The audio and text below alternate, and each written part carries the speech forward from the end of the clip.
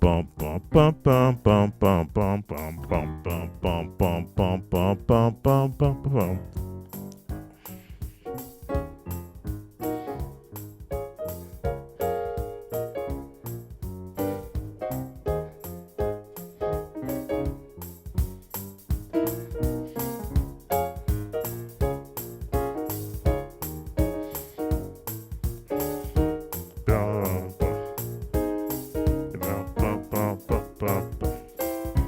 And the umpa.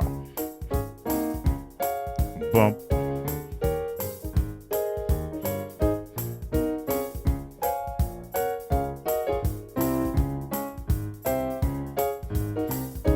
Circus, he has been so. And then you gotta go minor.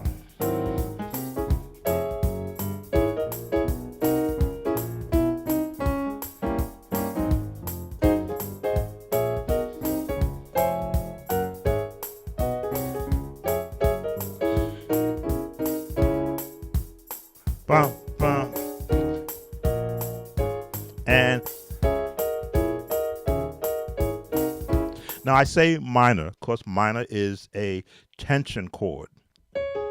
That's minor. Happy, minor, which means you're getting serious.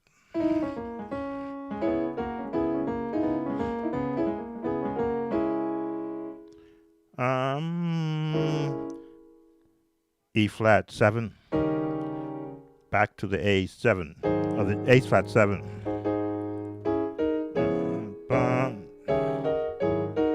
So you're still staying with those same chords left hand that you were doing with the major, but now you're adding a little tension in it, because that helps to wake up the person in the back who wasn't paying attention to what the actual singing was. Welcome, Nathan. Nathan, we're going over some of the viewer requests I haven't gotten to. That's what we do the live viewer requests for. But they were always giving our supporters who do come into the channel a chance to ask for a live viewer request. And I always take time for those who come into the channel because it's always good to have visitors. So that's where we are. I didn't miss anybody else. This little light of mine, I haven't forgotten about that. And I covered the mug and the T-shirt. Just looking back. So A flat. I love the Lord and I won't take it back. It's always going to be dependent upon your skill level. Number one, and again, skill level is practice, and then what you practice depends upon how much you can build on your skill level. But when you're in a live setting like that, you always want to default to what's comfortable, and then you expand on that. So if we were in the key of A flat, my skill level says, look at the scale.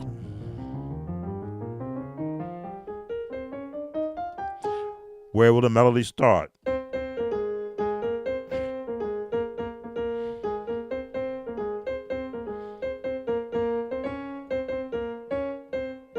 So now I've got the melody locked in. Now, what chords do I want to use? I go back to the same chords I was using in the D flat, 7s.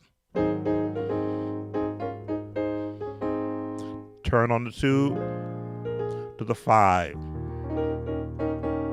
Now I can walk up 4 or 6, 7. Again, this would be considered a 6 chord because of the bass. 1, 2, 3, 4, 5, 6. But it's really a 4 or 2, depending upon, or pick your poison. How do you want it to sound? I like this sound.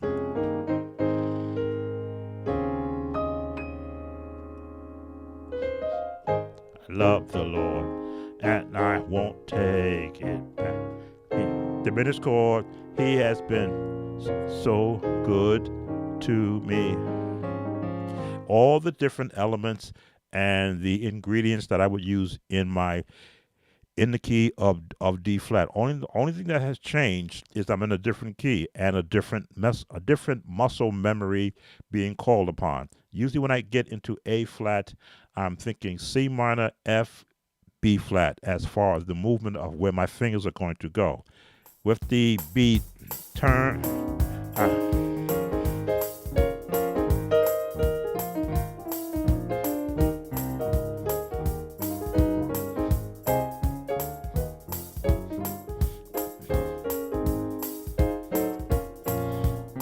Da, da.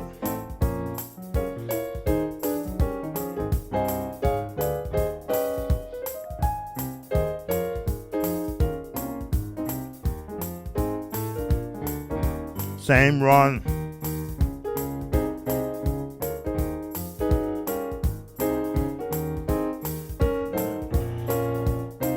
Da, da,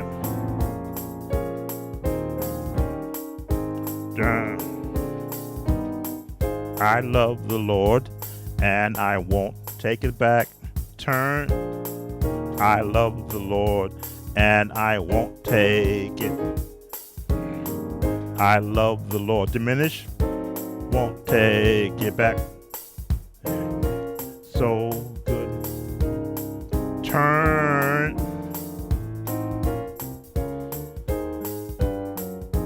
Yeah.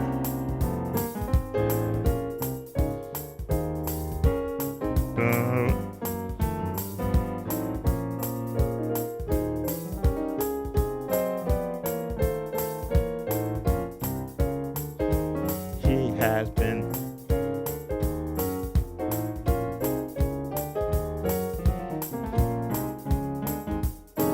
Has been good. This is my bounce.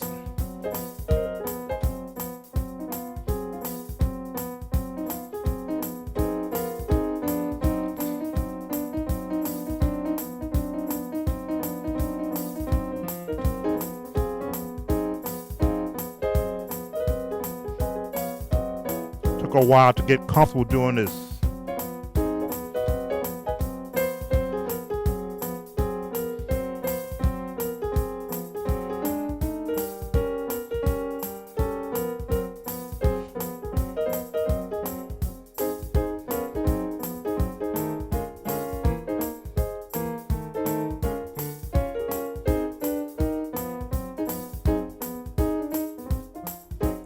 Okay, so we covered those songs.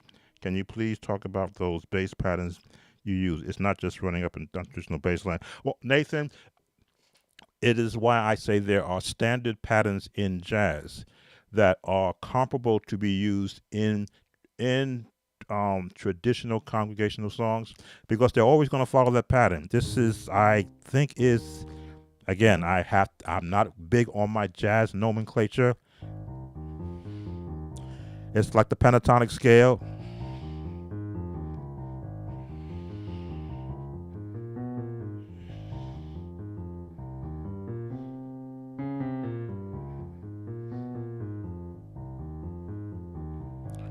I've got jazz books here which I don't open because I haven't chosen a path of giving instruction in jazz. Every time I go to a jazz YouTube channel, I have to shut my mouth and listen to what professional jazz musicians talk about, and I just skirt.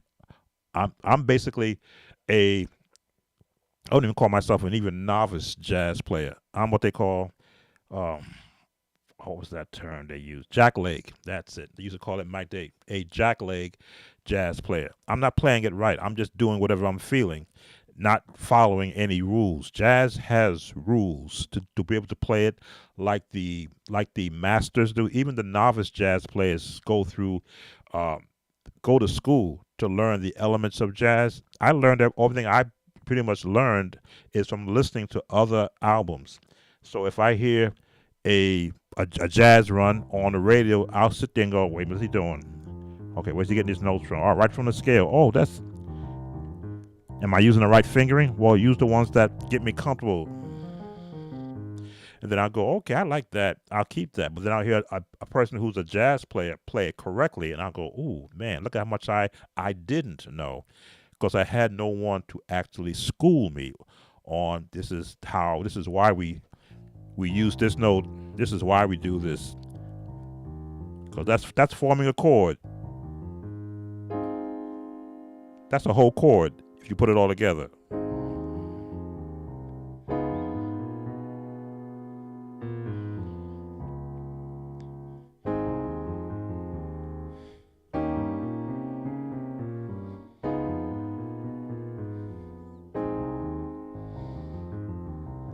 But now I think like a bass player too, because at one time my father put a bass in my hand, a cheap plastic one at that, and I hated it because I couldn't play chords.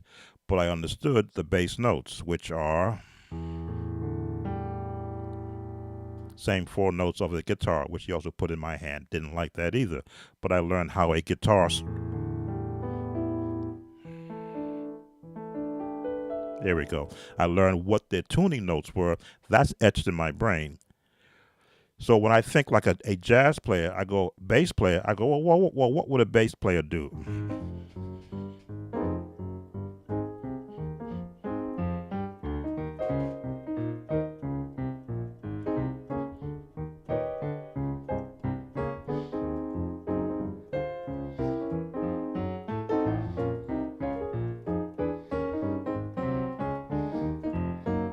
Now I'm thinking like a bass player who has a set of patterns in his repertoire that he'll pull out and work off that pattern. It's not 100% going to do that. Most of my videos where you see me doing congregational songs and my left hand is doing bass patterns, you will notice it is never the same. It will always change because as I'm thinking about where I want to go with my chords, my left hand has to have the right bass note, which is the lowest note of any set of chords. The lowest note really gives the actual completion. Just to do, it sounds pretty, but without that lowest note, it's kind of empty.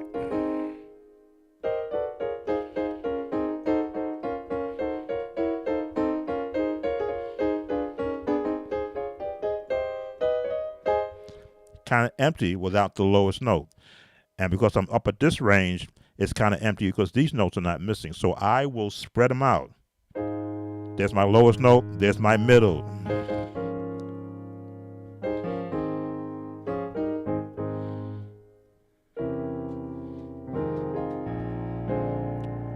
On the piano, of course, use a sustain to hold your bass so you can get that full note.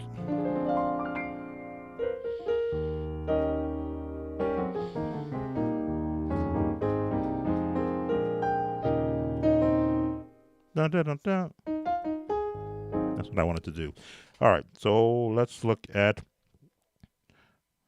I use so many of your bounce grooves in my playing now. Well, I appreciate that. The bounce, some will call it the stride because I did not have a formal teacher to instruct me on the different styles used in the various types of music. I figured out a way that I could bounce without having a bass player, having a drummer.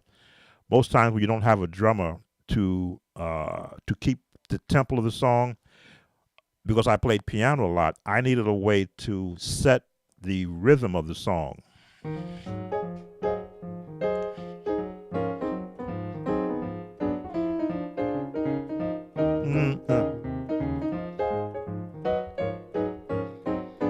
This is my rhythm set.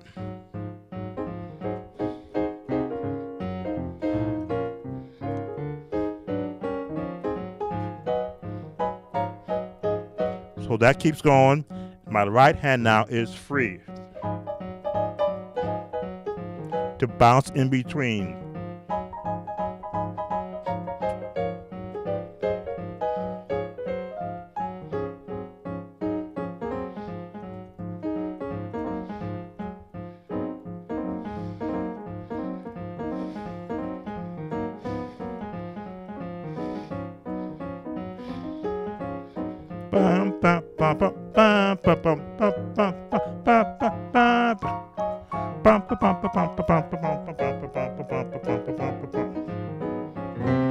And they both got to be able to break out of it. That's practice. All right, so I covered the songs I Love the Lord, and I won't take it back. Let's go to the next on my list so that I don't leave out the viewers who requested through a comment. So we covered Walk Around Heaven. This is the strange one. Can you do some praise breaks with runs in the key of D?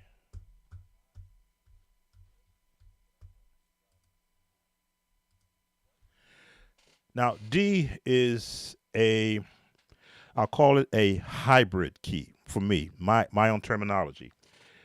It is in so many keys that, let me just change my screen.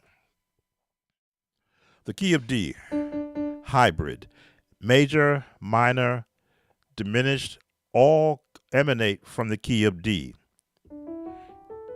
But if you look at the major scale, you go, oh, okay, this is not a difficult, this is a difficult key to remember.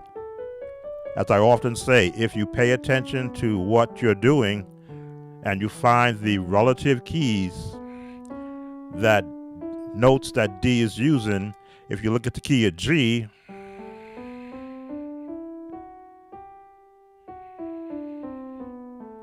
and look at the key of D, what notes are common? Every note except C sharp. That is the only note that is not in the family. That's what's in the key of G. But every other note is also in the key of D. This helps for getting your fingers trained to be able to move throughout D. Because if you can move throughout the key of G, that's the only difference. And of course, where you start. And floating around would not be a problem. So praise breaks, I believe it said, in the key of D. I'm not a praise break person. I believe in, if a service is going to be organically break into a praise, you want to be there in the beginning and not have an orchestrated set of patterns you want to use. Do I have patterns? Yes, but I don't orchestrate them. I don't go like, okay, as soon as the break starts, I'm going to do this. That's not me. I'm listening to what's happening in my audience. Sometimes people that have the microphone will say 1, 2, 3. I'm like, no. You're not counting off American Bandstand with me. Let me hear what the service is doing. So with the service, we're going to be working off the 7th and doing the climb.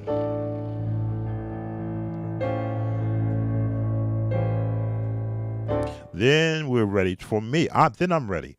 Unless, of course, as they say, somebody breaks out. And then if you got a good drummer that can keep a steady tempo and not do 166 beats per minute, then you can get a good praise break going on. But if it's a drummer, but if you have a drum machine, I always say 145 to 155 is a good range for a shout, because you don't want people to be gassed through 2 minutes or 30 seconds into there. So with the particular pattern we have, we're going to go to 300. Let me see what this is.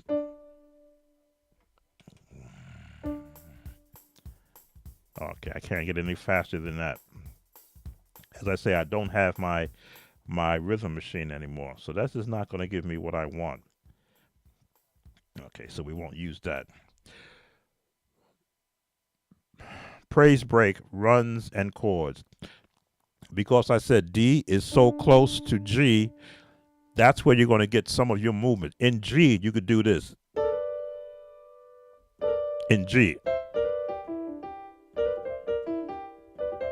Again, I'm from the 70s, 80s, and 90s, so I'm not up on the... I'm not there. I can do it, but that's not where I got my praise breaks from. Also, if you could think of the key of F when you go to D minor uses the same notes as F major. That's how you can remember where those notes are. That stops there in D minor. So already now you go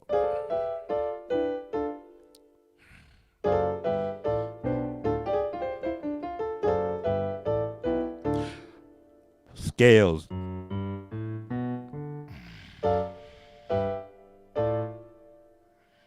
We'll go, yeah.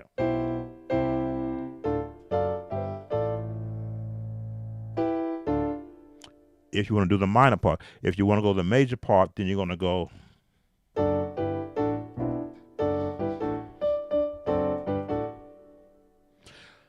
The run part is where you're going to have to work on.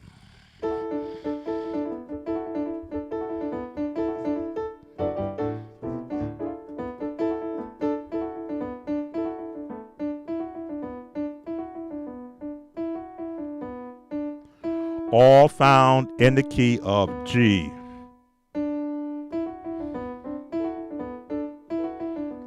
This is why you practice this. So you can do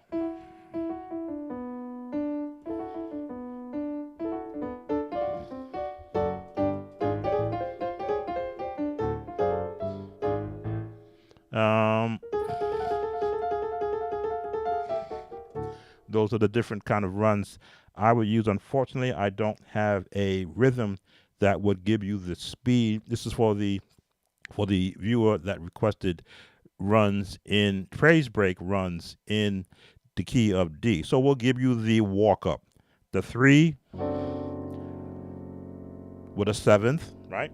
D7th over the F sharp. That's the third note. 1, 2, 3. Now you can go to the straight 4 or go to the minor. You pick which one you want to use because they're both within finger's reach.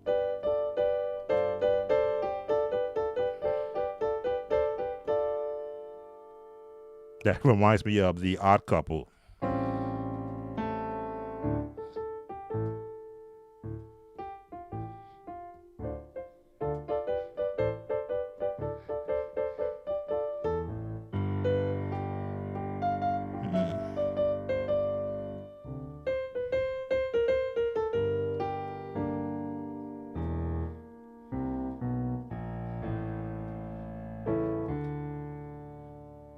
I forgot how that goes. I'm just going off.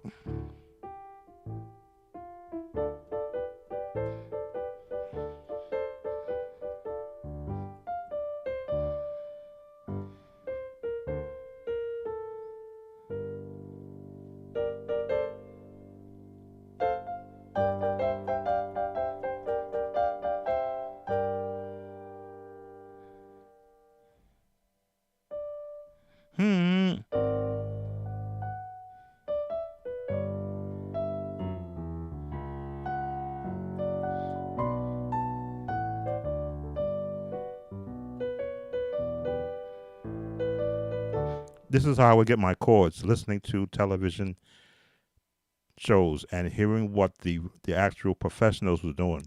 Because if I wanted to do that,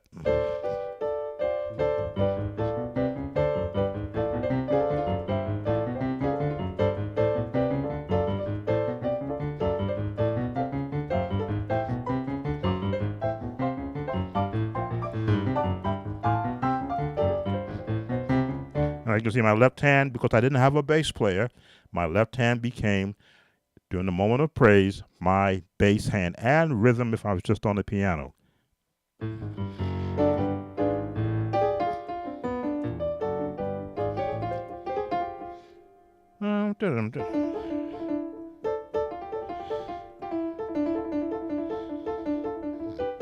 So giving, again, praise breaks, because each church has its own flavor for it.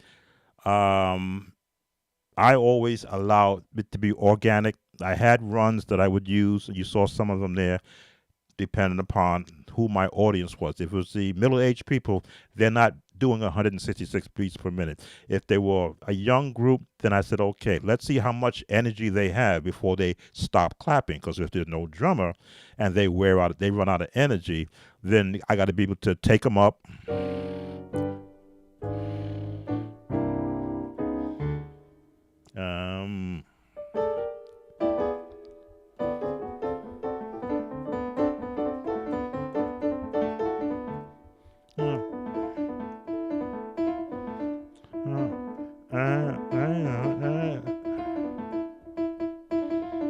There it is.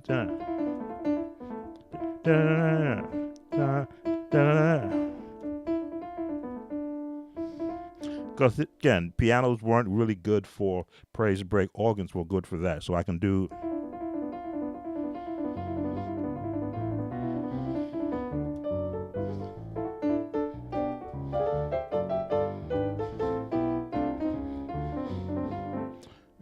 There it is.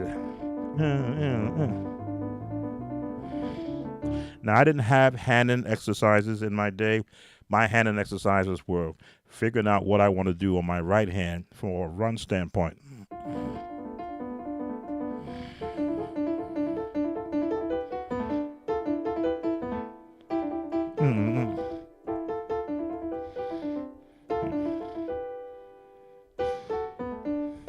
There it is. So, for our viewer who requested praise breaks in the key of D, I really can't give you what's current today because I don't listen to it. And because I'm retired from playing for a church, I probably wouldn't have a need for it. My last church was a Methodist church, and they barely got happy over Down at the Cross, glory to his name. But I always kept that at a nice tempered pace because I didn't have a drummer then. But those are things that you could possibly try. The majors, throw a seventh in there. On the four, throw that minor. Then throw that diminished in there. And then finish off on the five with with a G. G major, add two. There's the add two. 2, 3, 4. And ba ba.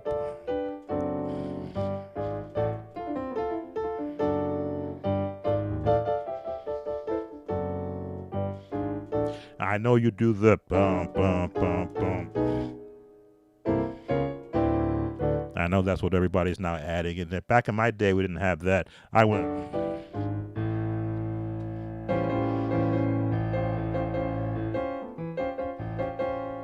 Always jazz.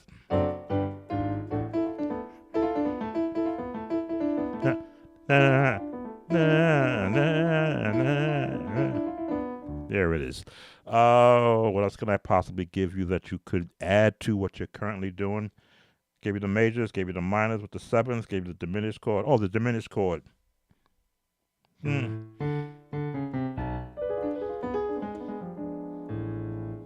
it is.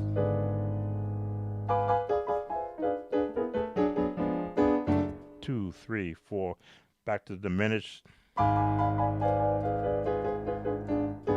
Now, no one is doing that one yet, but they may do it after you. They see you do it. Roll it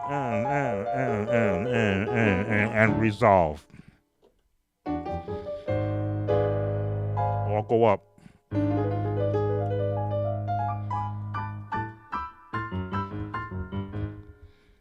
And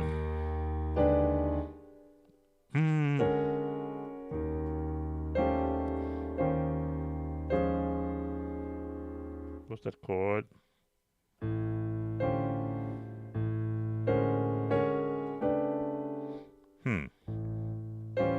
There it is.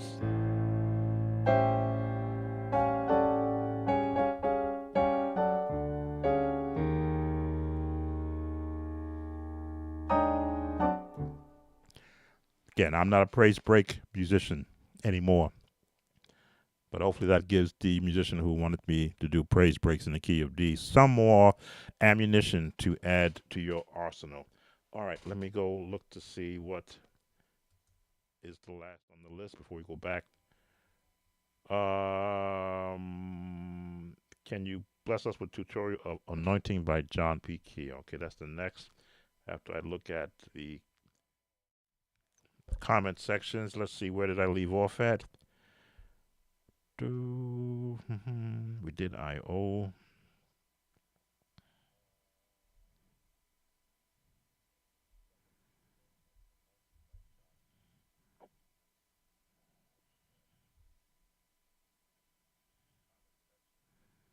Grab and Hold by Brian Courtney Wilson. Unfamiliar with it, but that doesn't mean I can't grasp it.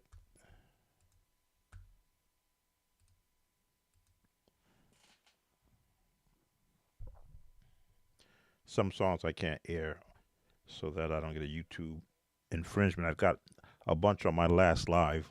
Again, not that they hurt me, but they wouldn't let me to monetize that stream. That's okay though.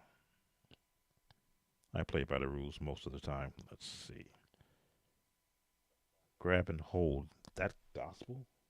That don't sound gospel. Grab and hold.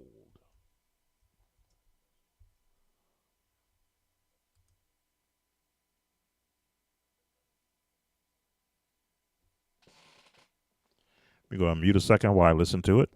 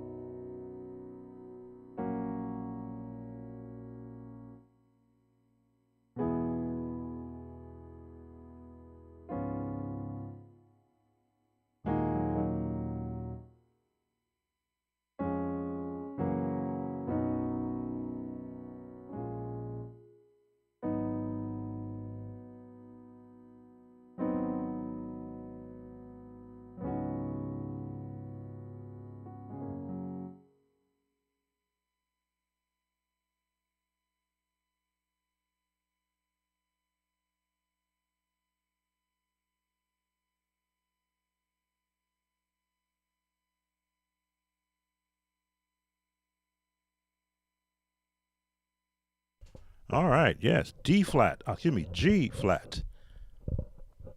Again, I don't get to hear a lot of these songs unless the viewers request them.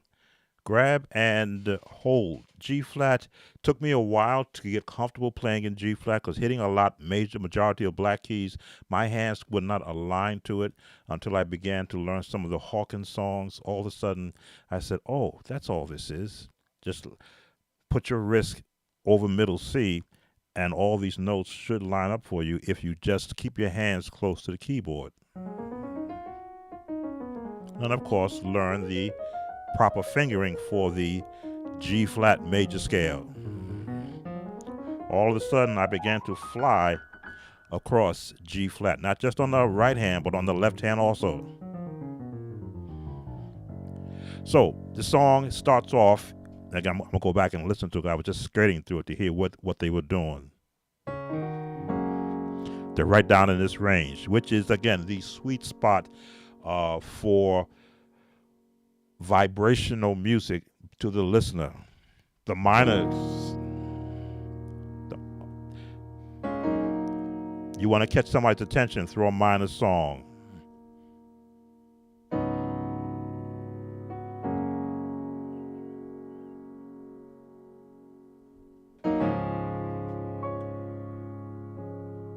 That's your 5.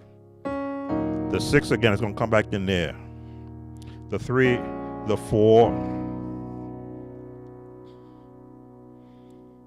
I believe they went back to the 1 and then to the 5.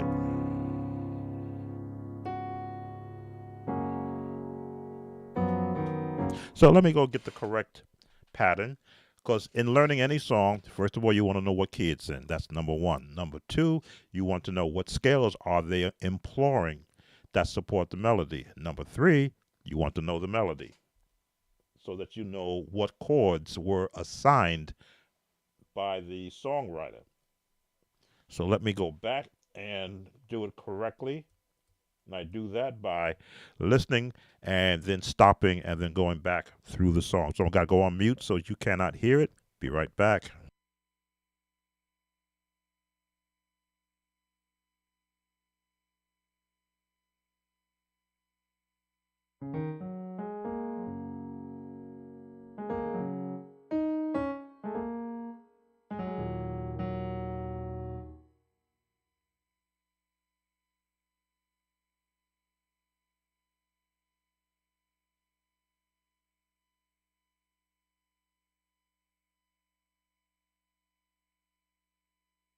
So, got the first part.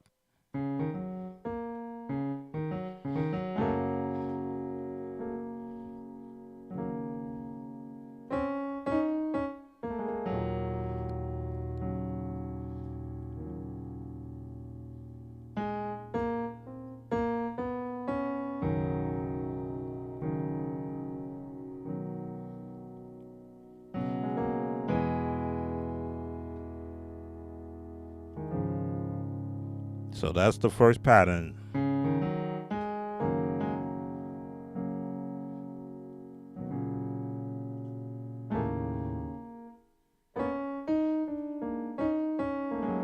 Now, G flat has been, I've heard this in a video that I saw where they were talking about the Negro scale. And they said the Negro scale is all the black keys because those are the only keys that they knew they could play in. So they wrote a lot of songs in G flat and they used the notes of the G flat scale to write a lot of their songs. That's what I'm listening to.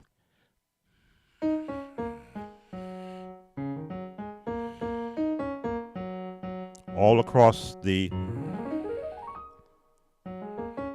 which has been noted as the pentatonic scale, leaving off the B or the C flat if you do it music correctly, and the F, which makes the song now a little more comfortable for my ears because I'm knowing that you don't hear A in the melody, you're not hearing that B major, so you don't have to worry about that. But I can throw that trill in there.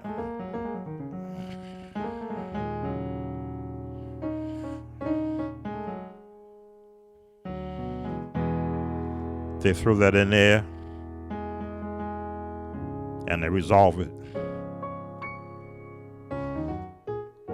Now I'm getting more comfortable in listening to it. Let me go back to the beginning because I messed that up. Hold on.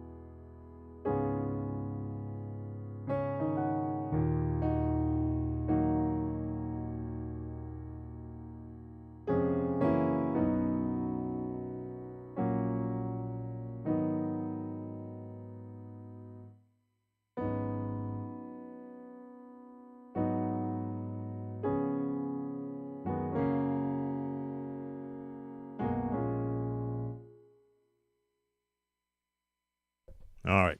Get a little more comfortable.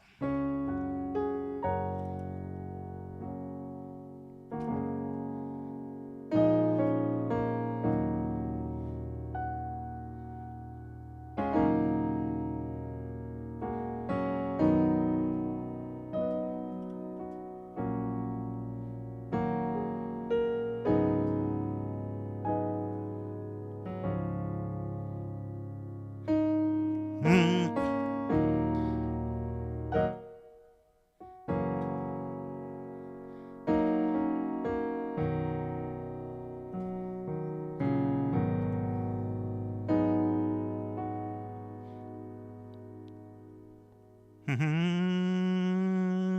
the 5. There it is.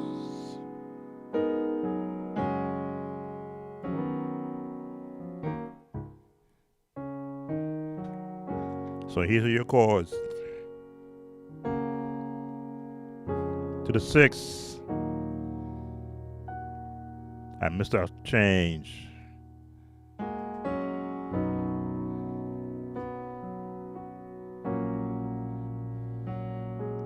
The flat 7 and resolve to the 5. That's what I missed.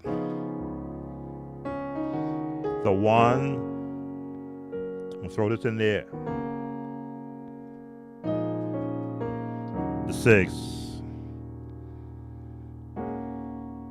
3. The 4. 2, 5.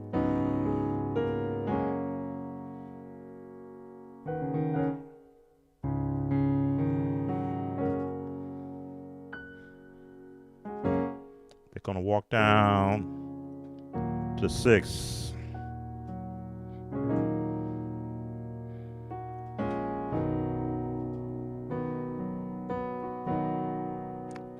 3. The flat 7, which is an E, and resolve to this D flat.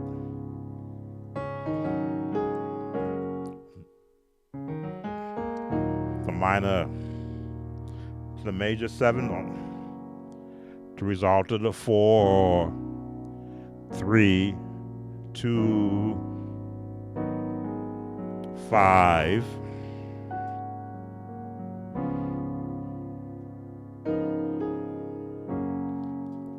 All right, so again, these type of songs will try the mind of the musician who's looking to add 1,000 chords to them. You want to keep it in the framework, because trust me, any song you learn is teaching you chords that you don't normally use. That's why when I'm listening to the song, I'm ready to jump in and do the no, wait. Listen to where they're going with it. Listen to this, that flat 7 they put in there. And then they stopped on here.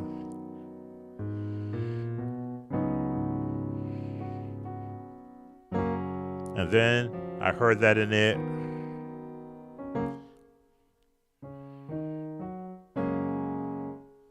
All right. Second part, there are more chords. So let me go on mute again, get the next part of the song. Be right back. If we will go to mute. Sometimes this doesn't do it. I gotta do a reset.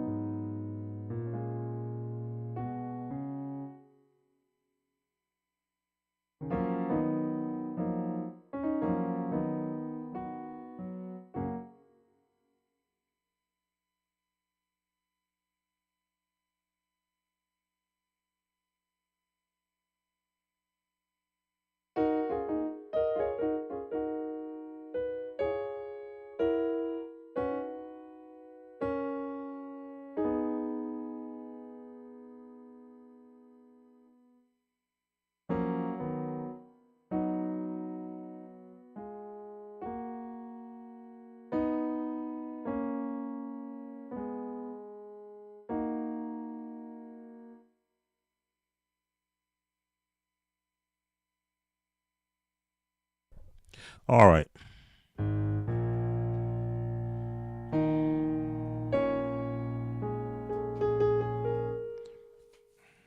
Which chord were they using?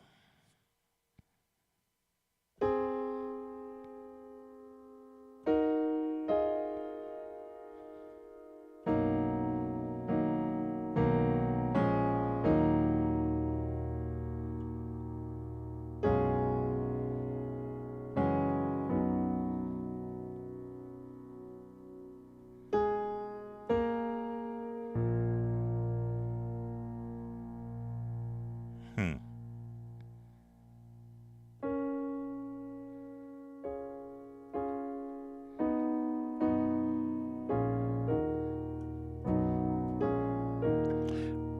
They're using um, as basic a chord as you possibly can, but they are adjusting the positioning of the bass notes to give it more emphasis. They're throwing some that tension in this song also. That's what I was listening to when they were using it and why they purposed it there to give you a leading chord to the following chord. But now they're going here.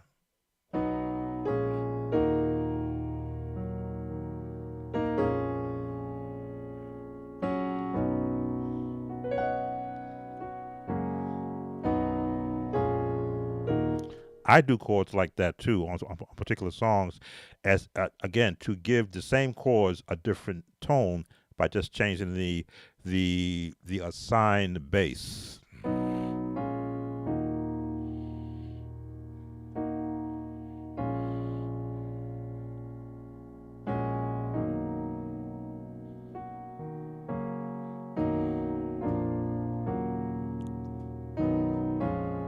Yes, that one, or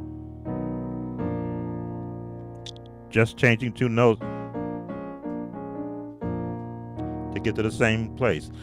They're getting from the 4 by the 3 to get to the 6, but they're going to the 4. And this is more of your more, how can I put this? I won't call it classical. Classical is right here.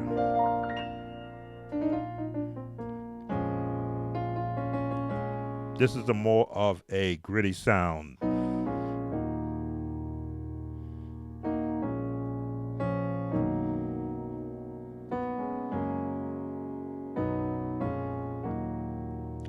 Usually when I do a viewer request, I'm always I gotta pull back sometimes because I don't know the skill level of the person requesting. Can they hear the notes that I'm hearing? Because sometimes they may be locked into a particular style, and I'm interfering with that. I don't look to create musicians to play like me.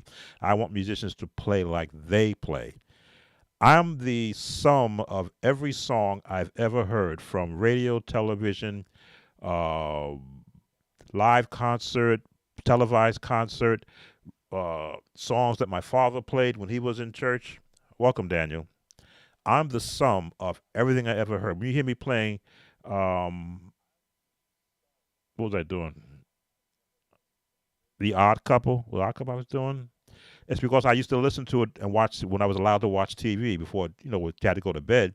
I would hear the music and I would run to the piano and try to play it back, not knowing what I was doing. And then as I became more knowledgeable to music and especially sheet music as a flute player, I still have the flute, a version of the flute here in my show and tell box. Then I began to go back to the piano and go, okay, what was the key was that in? Oh, so that's what that was. Then I would leave that because now I no longer had to sit there and try to figure out what it was. So I'm listening to this song and I'm pulling it back.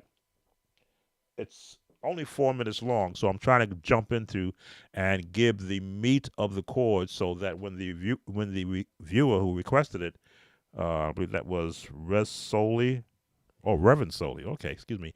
You will have a good working understanding of where those chords are coming from. There's G flat.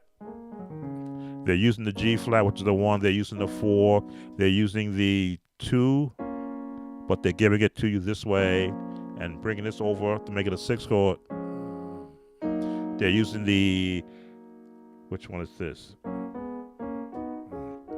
the sixth, yeah, the minor sixth, but they're doing it in inversions to support the melody line, which is a low melody line, because it's pretty much a male quartet style song.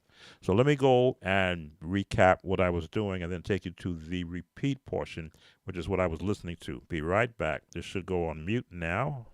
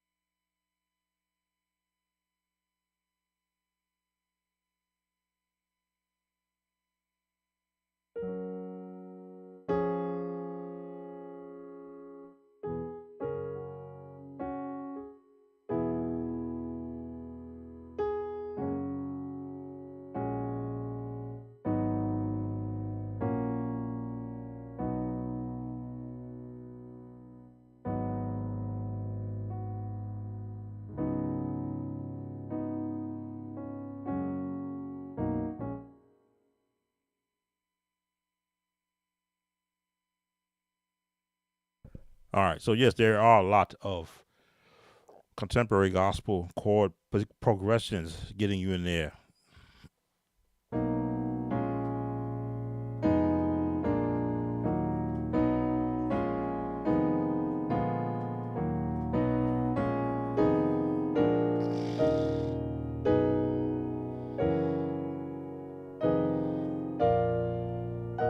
All those changes are progressions to take you from one chord and lead you to the next one, but through steps.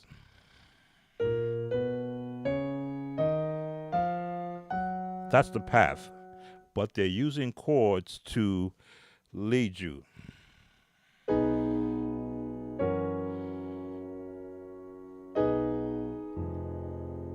There it is. That's the path in the scale, but the assigned chords, it's what gives it that moving tone.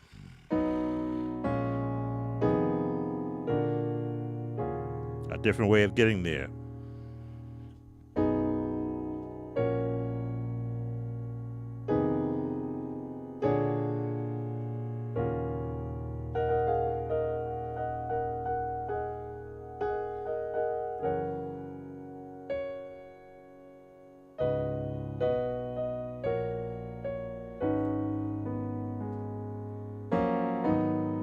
That's that change.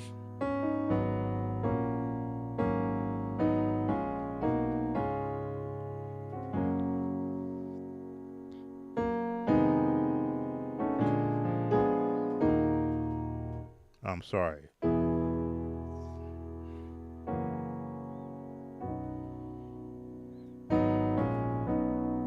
These are in the movement.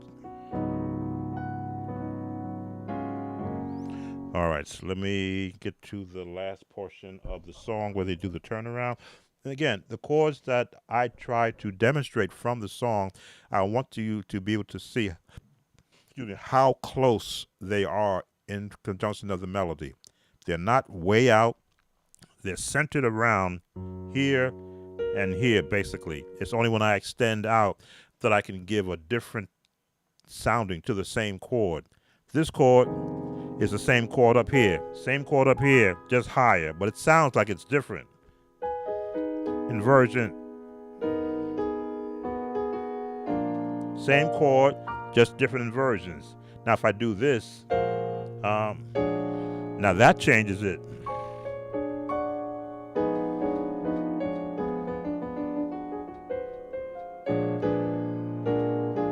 Each time I go down,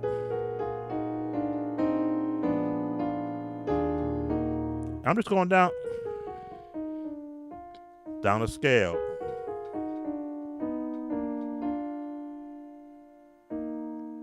Down a scale to get to a particular point.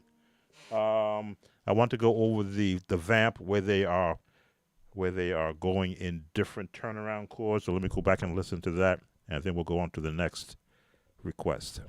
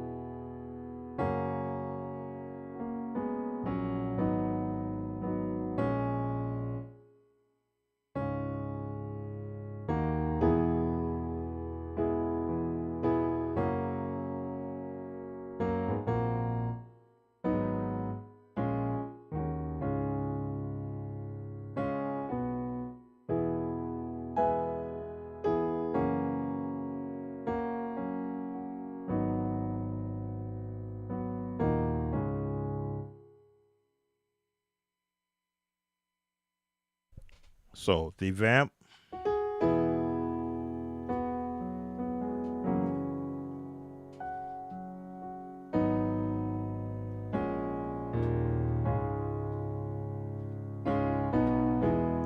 that's all it is.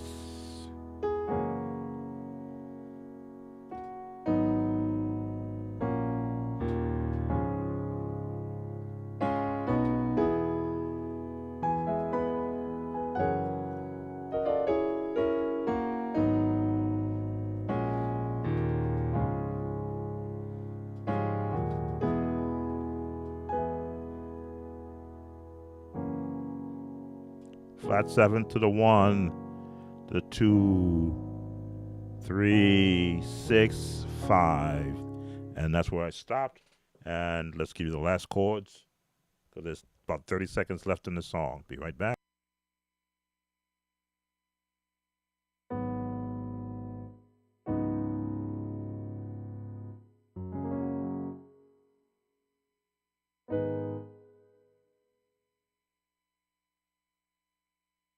Okay.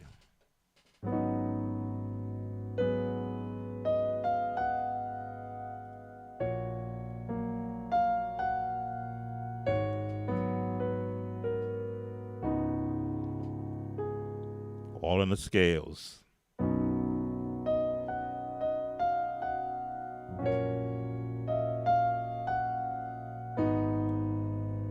Hmm. Hmm. Why can't I do that?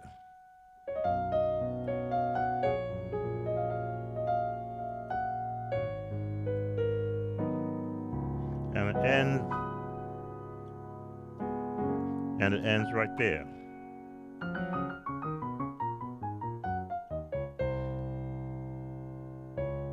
There we go. Question: can you play outside gospel songs. How you doing, Marcelo? Can I play outside gospel songs?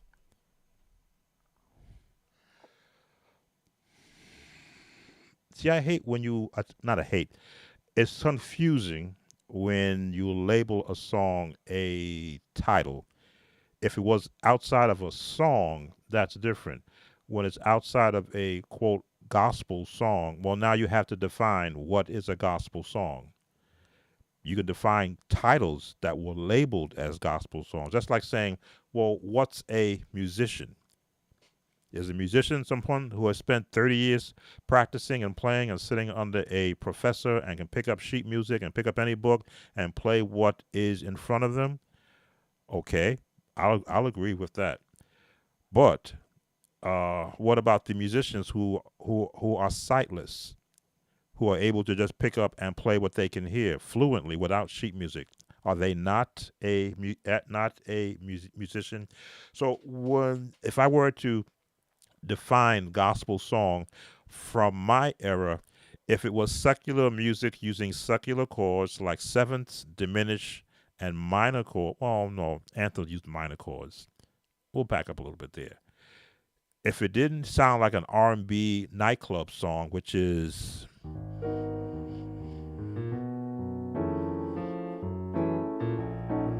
let me see.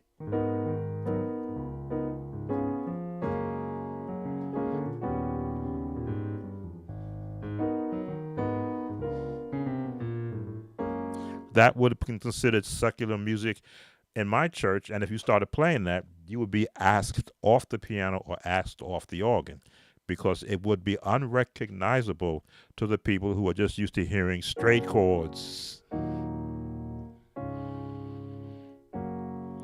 Holy, holy, holy, Lord God Almighty. Early in the morning, my soul shall rise. 7, A flat 7 to the. I'm in G flat, so I remember where my chord changes would be. That would be considered gospel music in my day as a young musician when they did not want to hear.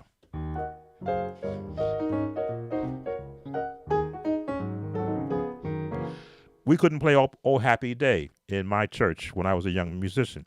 The pastor, an older gentleman, forbade that song being played. Now, "Oh Happy Day" is considered a gospel um, classic, but in my day, when it first came out, you could not play that song in his church. He stopped the music, asked you to get off the organ. I know because we tried to do one of the other songs from that album, and he stopped us midstream because the person who was leading the song was getting too happy. I forget what the song was, but we caught grief if the song wasn't labeled gospel or anthem or spiritual or hymn. In my church today, of course, everything goes. So, can you play outside of gospel songs? If it's musically pleasing to the listener, again, we often lock musicians into we're playing for God, and I've often had the understanding that if God knows my beginning to my end, I can't play nothing He's never heard. But, and this is where I always put that caveat from as a musician, I could play something that you've never heard, which means it's got to be number one, pleasing to the ear. It can't just be me going off on a bunch of notes because I feel like doing chromatic notes in the middle of a song. So it's got to be pleasing musically. It's got to be within the context of why it's being played. If it's shouting music, you can almost do anything you want. You can do. They used to do one of the. My cousin used to play the. Is it the Muffet song?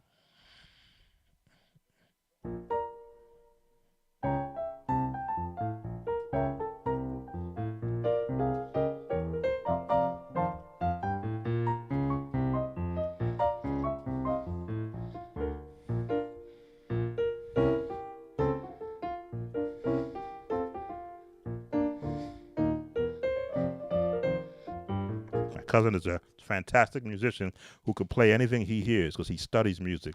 He got even got Chick Corea down, exactly the way Chick Corea plays. Chick Corea was his favorite musician to learn from, not sit under, but learn everything that he ever did. But he could take any song and merge it into whatever was happening in the service.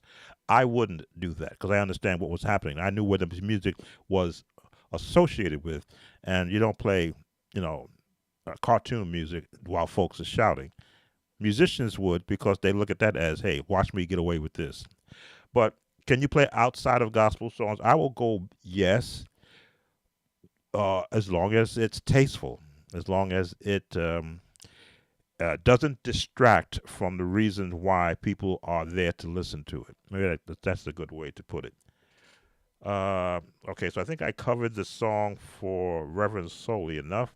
Let me go back and see what the other request was. Um, Panoramic Island Result. Let me hear what that sounds like. Again, I believe in music.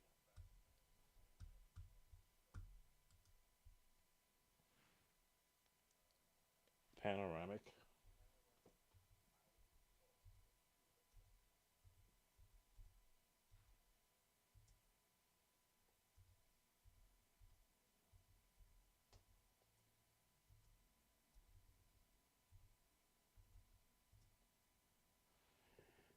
By, let me see, Kalowe. Let me mute my mic just in case.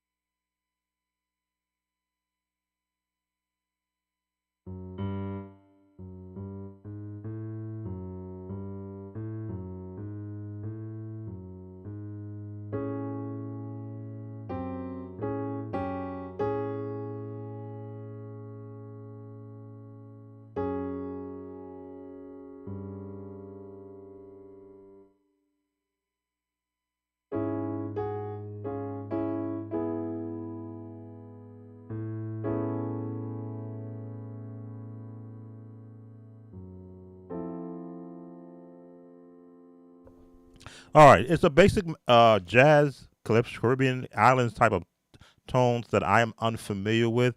You see me struggling to try to hear what key it's in. It's in E major.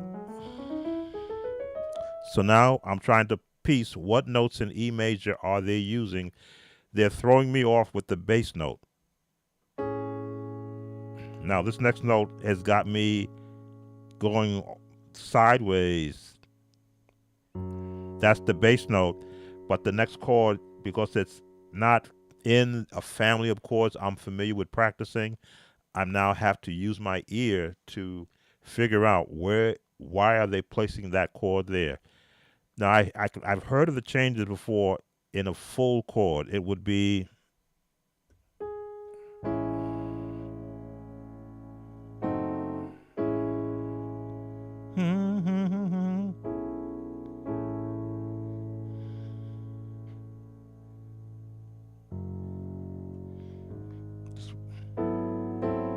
that's where it would have gone,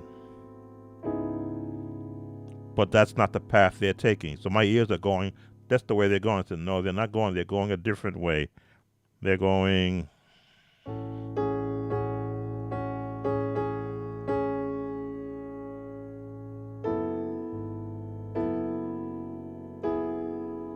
Hmm.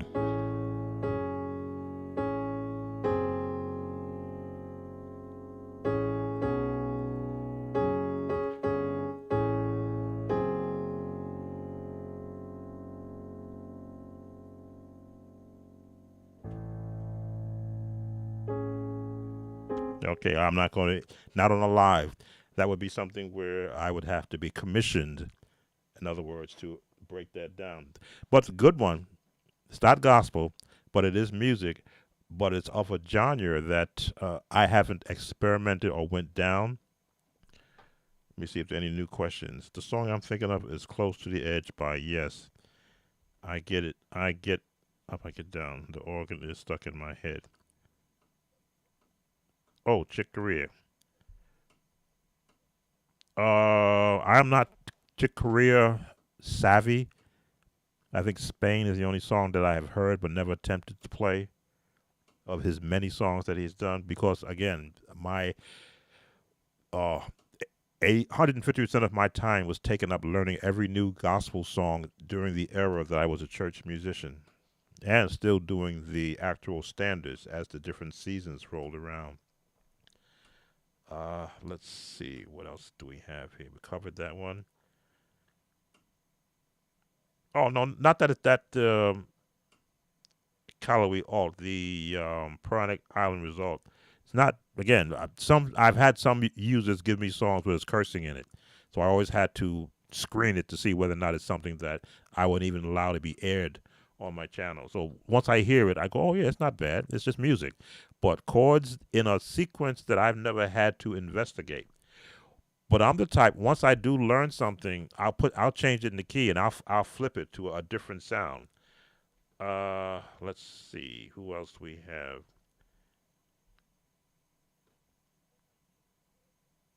Oh, any chance you know what Robert Glasper does on his Stella by Starlight? Okay, we'll take a look at it again. As long as I can listen to it and it's musically uh, appropriate, I'll look at it. Because I just got an education on that Paradise Resort. I'm like, what are they doing there? I hear the bass, I hear this. They're in the key of E, but that change that they're doing is not resonating with my ears. Stellar by Starlight. That popped right up. Let me go on mute a second. Let me listen to it.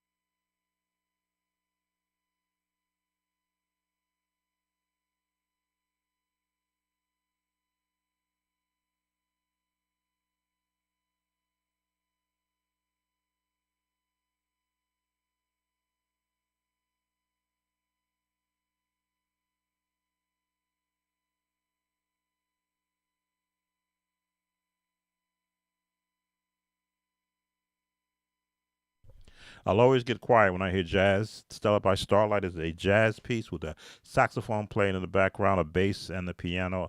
And I'll always get quiet because jazz is about absorbing what's happening in the entire piece, not just the saxophone, but the piano, the bass player, and the guy on the drummer with the brushes. Those chords are familiar, but somewhat unrecognizable.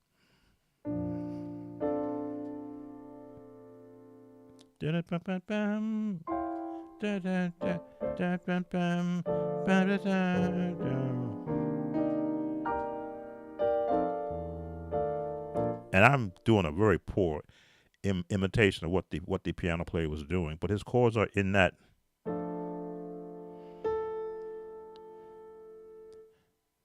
I'm not here.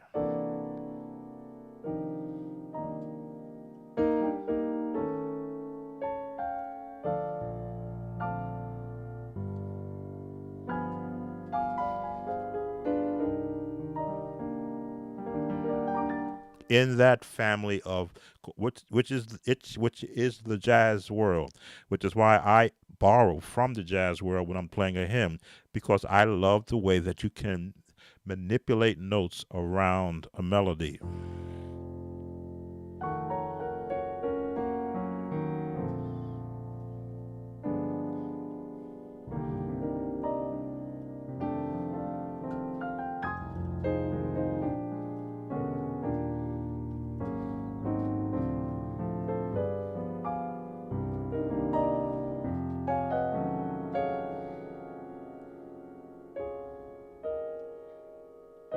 There it is. So yes, I'd be a student or a excuse me, I would be an audience listener first before I became a student of Stellar by Starlight. Can't help you there. There's a lot happening there that I would have to basically put on headphones and get in the dark somewhere and just listen for about hours just to understand where they're going, because the piano player is not playing the same notes every time he plays. And that's what gospel music, I think, has lost, in that today they lock everybody into four chords, which is okay because now the star of the show is not the music, it is the people who are singing, which it should be in a sense. All right, let's see who else I may have not missed. Home of the Dr. Sheila. I'm sorry I missed you. Can you demonstrate playing Have You Heard About Jesus by Gospel Music Workshop of America?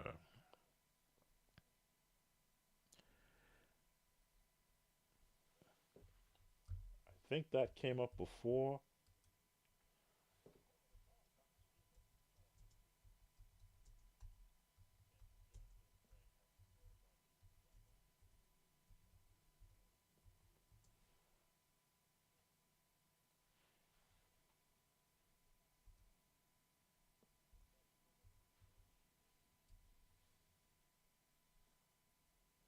Yes, I see where I did view that video before, and it was intensive then, which is why I didn't go too far into it because it required me to basically stop everything I was doing and just like learning jazz, learning another musician's original piece where they position the chords to match how they constructed a song. Again, I can't let people hear it, but let me go back and review in my head what it sounded like, because I probably had played 3 or 400 different chords before last time I heard that song. So let me go on mute and go back and bring my mind back to remembrance. This is Have You Heard About Jesus? Be right back. If my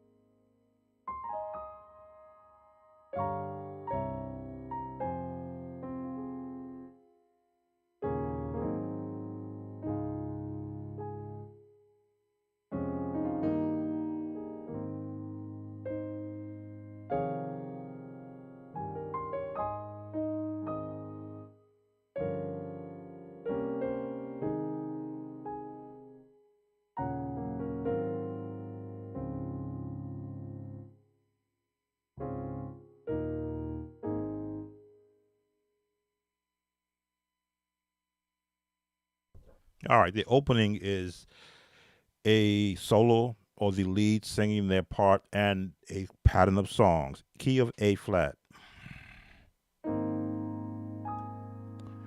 This is the old 7, 3, 6, 5, 1, 4,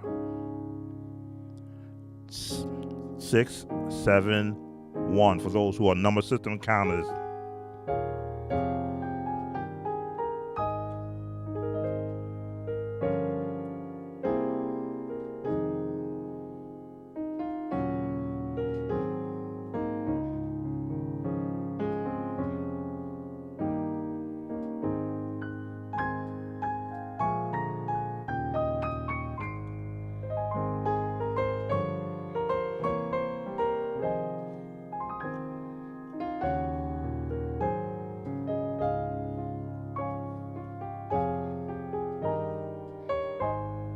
Ba, ba, ba, ba, ba, ba, ba, ba, ba.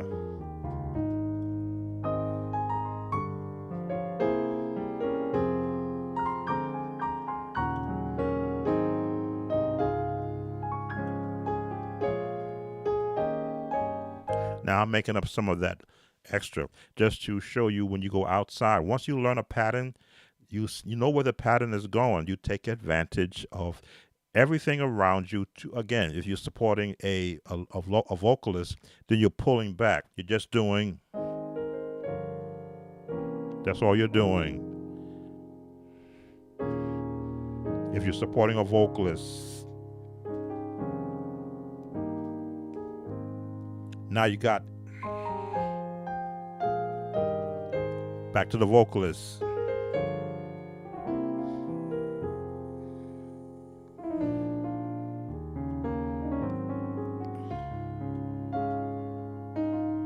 Yeah.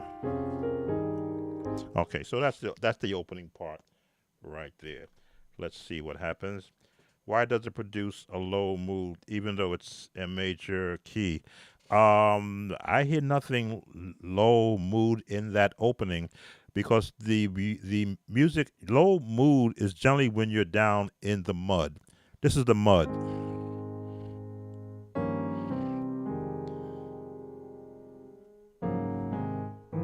This is the mud. I like playing in the mud. This part of the range because it allows me um, to uh, invent a new way of sounding unmuddy.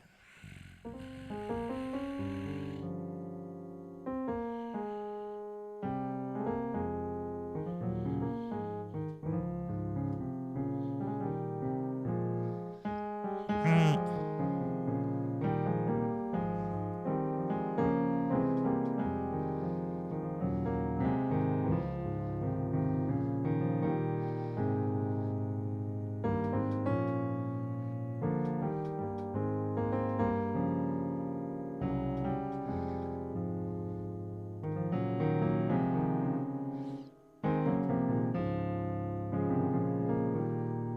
If though I was, if though I had a quartet singers, or if I had Sunday morning male choir singers around me, and they could only sing in one key, I can now chord around them.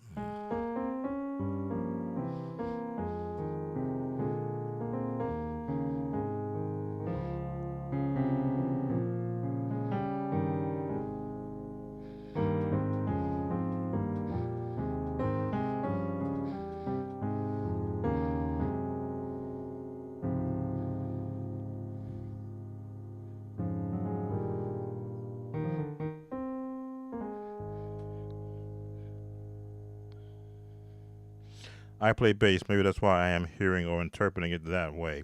Oh, you're a bass player. Sorry to be leaving the bass players out of what happens when the piano player is playing. We don't like bass players because we change the bass up to what we're hearing on that particular chord at that time. So you would be the 1, 3, 7, 6, 4, 5, 1, 4, 6, 7, 1. In that case, you are muddy because you're right down there. But then you're supporting what's happening up on the high end.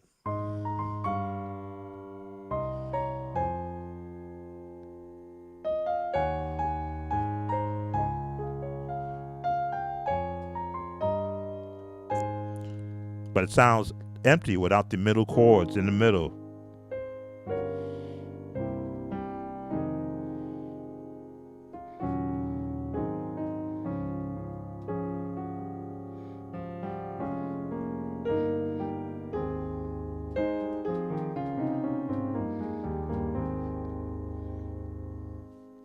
All right, so here I am thinking I'm doing this for a piano player, not a bass player. All right, let me listen to some more because it's getting ready to change. Be right back.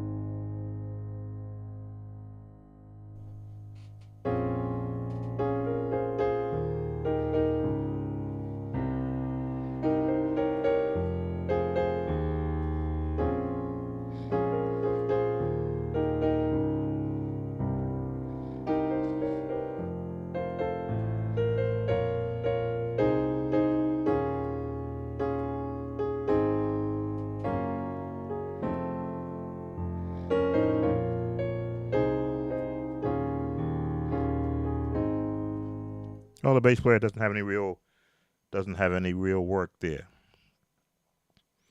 Uh, See, I have this thing about, and it's nothing negative, Doctor Sheila Donald.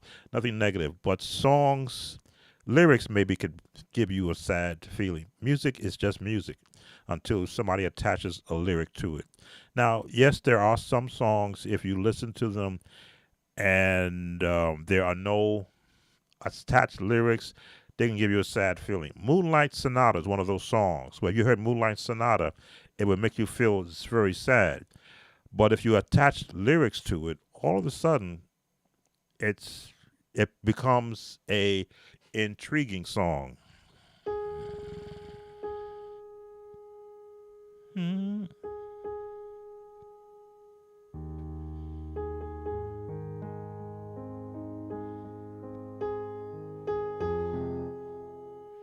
mm.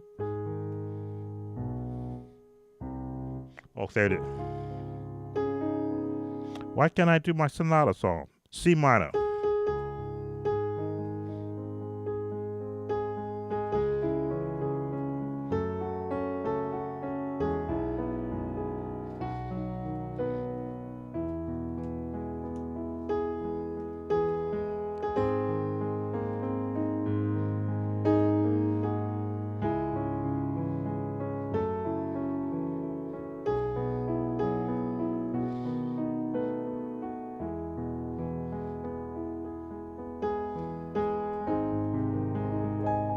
Now that song, that melody sounds sad, but I wrote a song in that key to that. And let's see if I can pull up my. Let me switch my. This is a good way to take a segue away from playing a lot of songs. I wrote a Bless the Lord chant to the Moonlight Sonata, sad chord, minor feel, and then I applied some motion to it. So let me pull up. Let's pull up. I got to add a source here, a media file.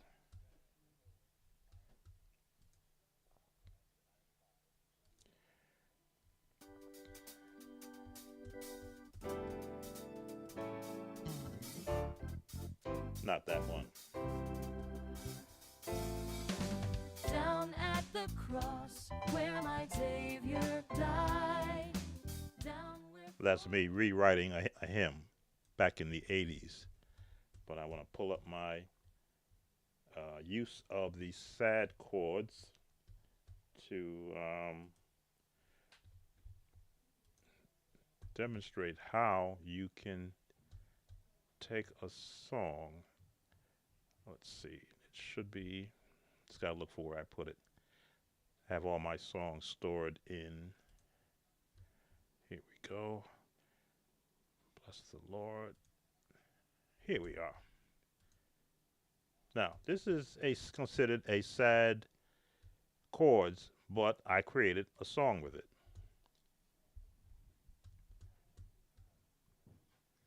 I'm gonna see how can I get this to restart. Let's change the size of that. There we go.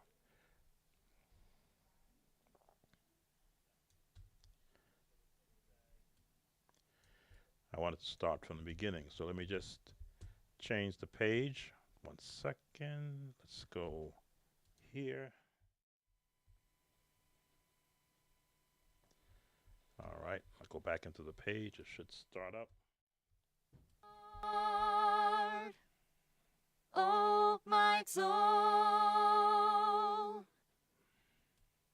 and all that is within me, bless his name. I should be able to play with that. Bless the Lord, oh my soul, and all that is within me, bless his name. Bless the Lord, oh my soul, and all that is within me, bless his name. Bless the Lord, oh my soul, and all that is within me, bless his name. Bless the Lord, oh my soul, and all that is I forgot my own chords. within me, bless his name. Bless the Lord, oh my soul, B. and all that is within me, bless his name. Bless the Lord.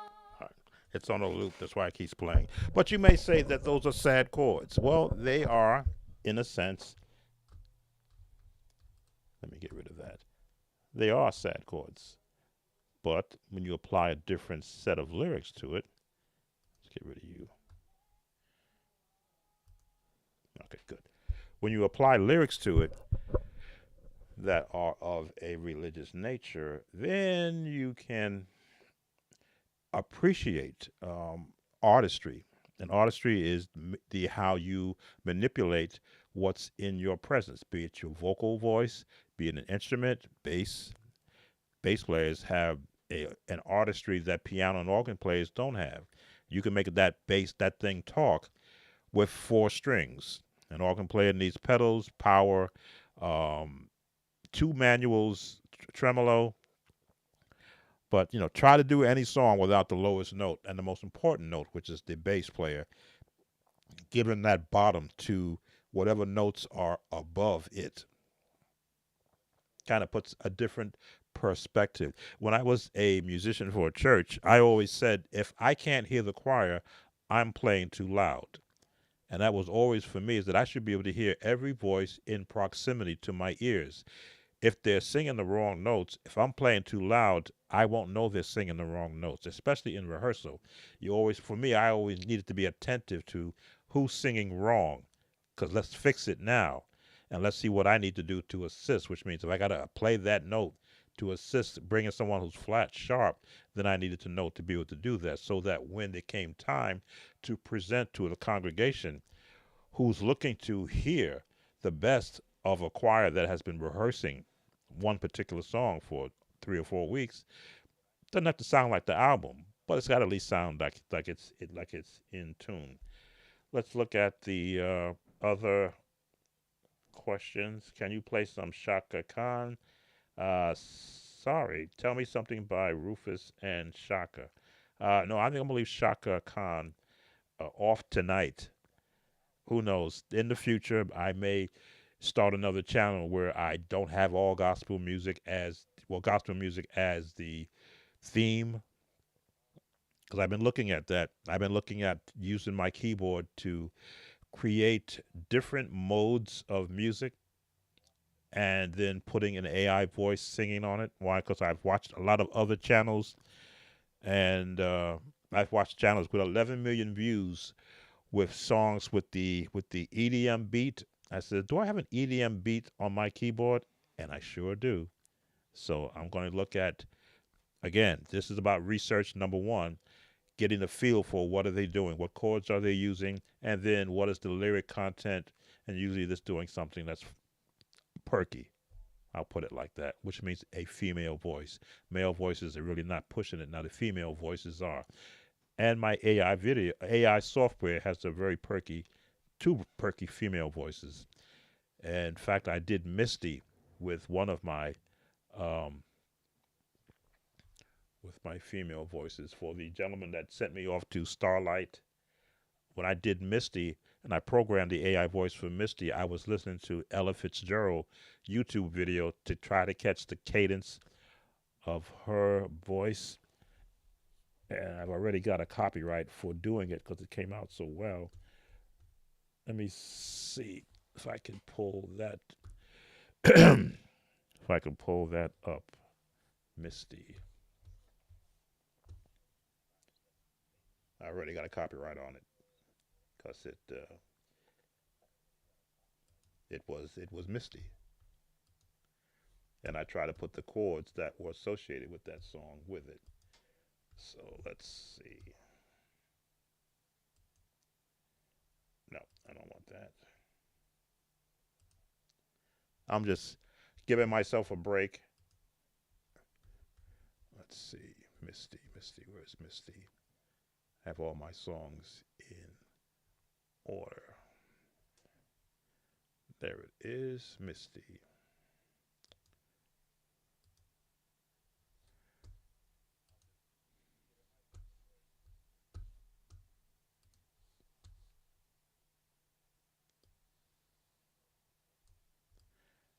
If you're on the channel, you would have heard it being played already. I got the sound turned down.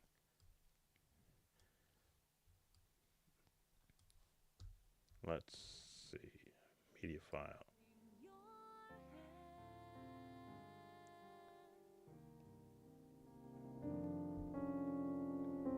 Walk my way. It's an AI. This is jazz. Thousand violins begin to play, or it might be the sound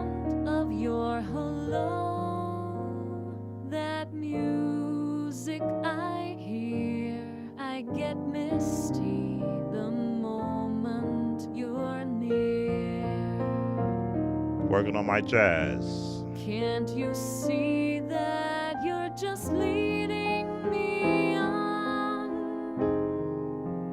And it's just what I want you to do. Don't you notice how hopelessly I'm lost? That's why I'm following you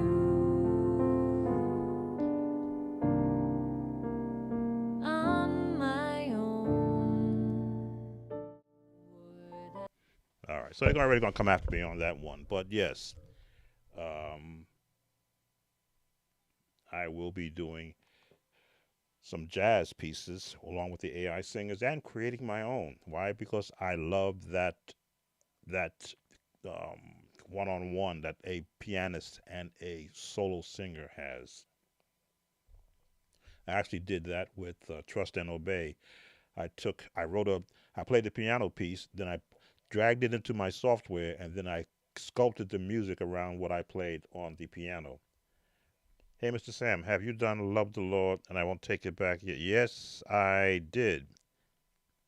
I did cover that one. You may need to go and do the replay. But I covered it in D flat and in A flat.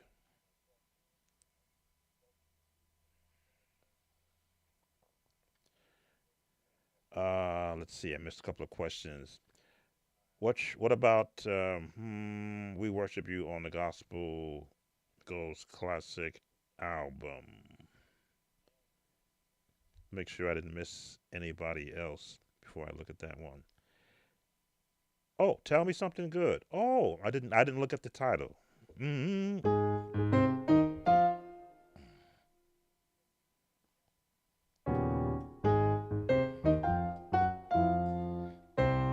Yeah.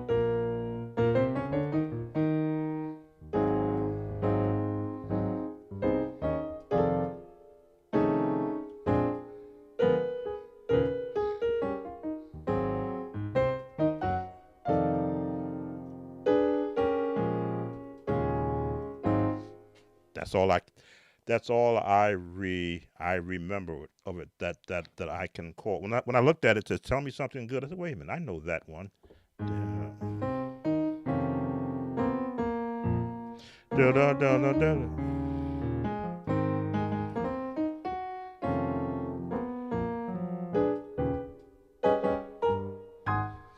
Gospel and jazz use the same notes depending upon the placement within a song. So yeah, okay. So I covered that one now. We covered the low mood. Okay, we covered that. I love the beautiful. What song makes me feel sad? Okay, Sab covered that. To clarify, I'm a bass player who wants to learn. Oh, bass player wants to learn how to play, especially this. Just because I've been sitting for what almost 3 hours now.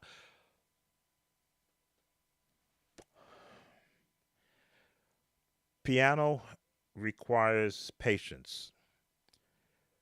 Where when you play the bass, you're you know, and I'm going through my own time when I was attempting to learn how to play bass. When I had to learn the fingering of the notes, dun dun dun dun dun dun dun dun dun dun dun dun dun. First 1 2 1 2 3 1 2 3. I didn't like the way that it felt on my fingers, moving my fingers up and down that fret, trying to get the right key of the note. It hurt. Now, again, my brother who plays the bass, he doesn't do all the whoom whoom as most. He just stays on the note. Every now and then he may throw a little trill in there because he's comfortable. He's also a violin player, so he's used to moving his hands across strings. I was not, so I never did like it, but I did get a grasp of the doing the major scale and using and I think it's the fifth string is the next key for the next note. So E, fifth string is G, fifth string is D, fifth string is E. Let me see.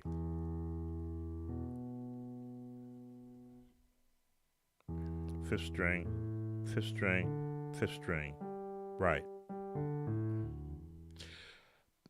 But because I hear chords, I could never lock into playing or even learning to play the bass.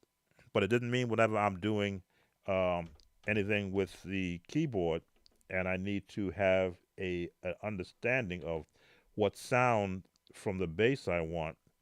I'm just pulling up the bass, and this is what you wouldn't like because we keyboard musicians sometimes want to be bass players also. I can pull up a bass pattern,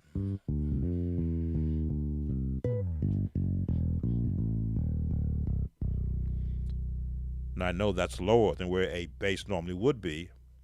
So I know this is the lowest note technically on a bass. So I try to keep every note above that, and I try to mimic using a what was that Jackson 5 song?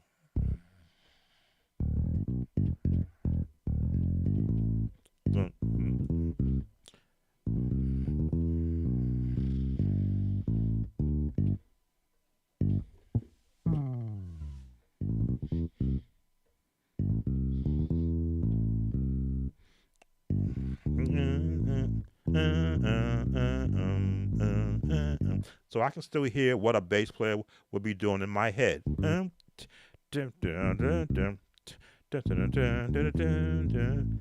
E C.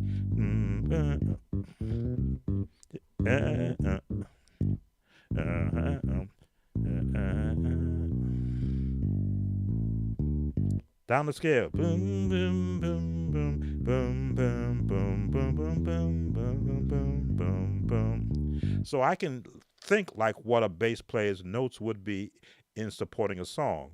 If I'm doing shout,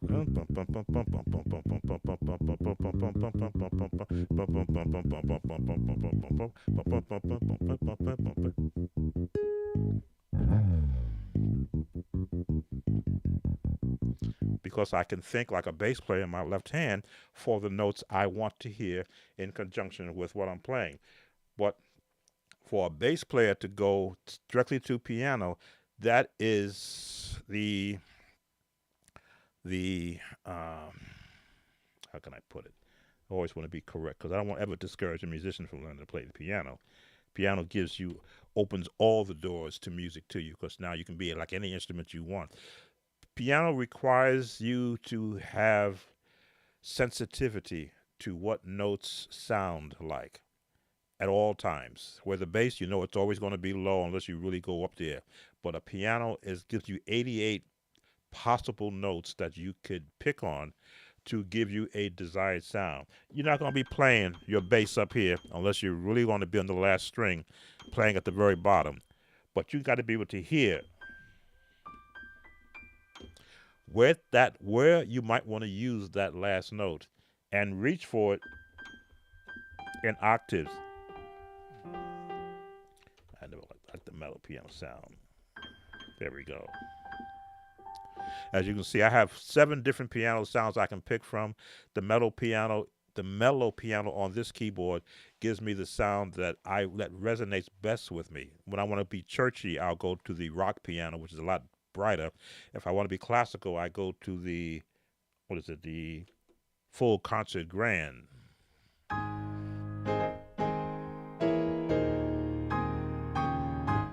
But when I want to be in a teaching mode, it's very subtle.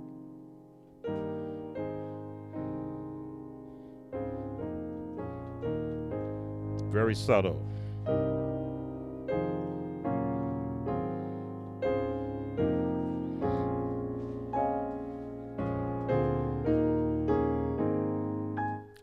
Because my ears are attuned to first of all, what I appreciate in hearing, and then I can work better when I know that I can be as soft as I want to be or get loud, which is what a piano player has to do. For you to be able to sound loud on your bass, you turn the pickup some and you strum a lot harder, which again is wear and tear on your thumb and let's see, actually all the fingers, thumb, On the top there, boom, boom. Especially if you're gonna do slap bass and you got steel strings. Again, the pain I just didn't, I couldn't, I didn't want to deal with.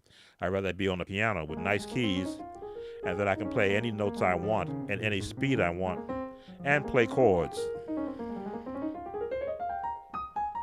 So I'm not going to sway you away from the piano. Certainly, yes, go for it, but learn it the correct way. I did not have a teacher when I learned to play piano, so everything I did was wrong until I started investing in song books because I got a job working in the supermarket and I go to Sam Ash and buy a chord book and a piano 101 book to see what I didn't know, and was I ever so happy to now have the instruction of a book to show me that the very chord I'm playing, this is what it's how it looks, this is what it's called, and here's other ways you can finger it in different keys, which now I can now do this in any key I want to, and just pick a key and put it together. So what you want to be able to do is, number one, acquire a booklet that is going to give you the basics. Yes, there are some who say all you need to know is the 1, the 4, and the 5, and the 6, and you can play any gospel song. And to today's world, yes, depending upon the melody of that song. But you don't want to just be able to play. You want to be able to create. And that requires that you understand what a major scale sounds like, what a minor scale sounds like, what a whole scale sounds like. Because all your chords are built on a scale. What a diminished scale sounds like. I forget the actual diminished scale. There are a lot of jazz scales. The bebop scale, which I just learned that watching a jazz play on the YouTube, teach me that flat 7 is a bebop scale. I said, oh, I've been doing the bebop scale and didn't know it. Again, knowledge is king. But what you want to have is a novice understanding of what you want to learn. And then the second part is have a weighted keyboard in which to learn on. Fortunately for me, my parents had a Kanabi. We had a home spinet piano, which my father would tune. We would play it out of tune, where I learned to do this.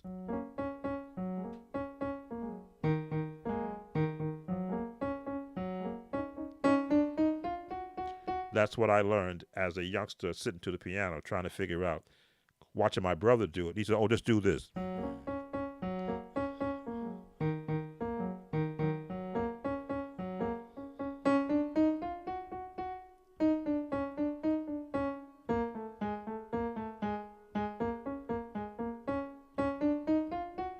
That is what I learned at 6 or 7, I believe.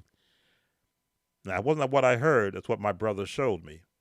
And then he didn't show me anything else after that. The rest I had to go and get indoctrinated into playing the flute, where I learned how to play Mary Had a Little Lamb in the key of C on the flute. But then I'll go to the piano with my flute and try to match up the notes, not knowing what the correct fingering was. So I used whatever hands or whatever fingers got me close enough to the note that I would hear. Hot cross buns.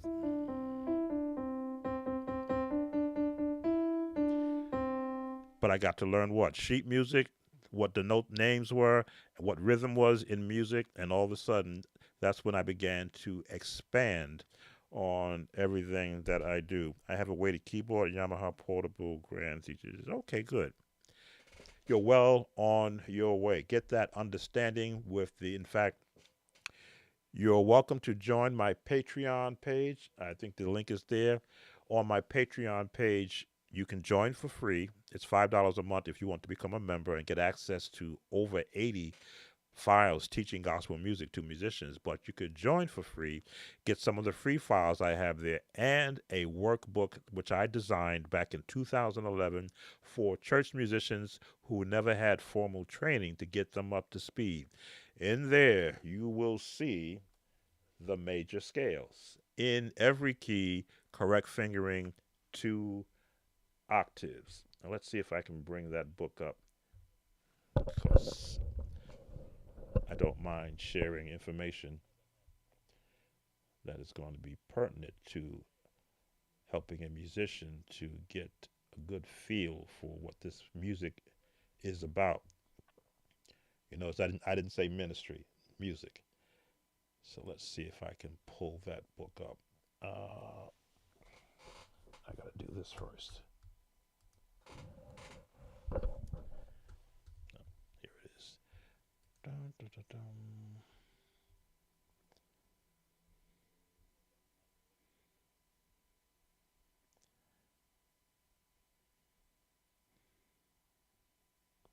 There it is.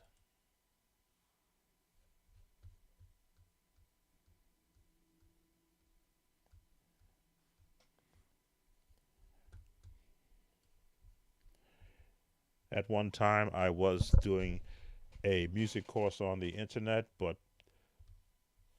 in the latest in the later era of that music lessons, other content creators were creating it, and I lost a majority of the 80 people I had taking music lessons under me. I didn't know where they went. It was somewhat distressing that I was paying for a site that no one was coming to, so I stopped doing it. That is not what I wanted to see. Why does that open up there?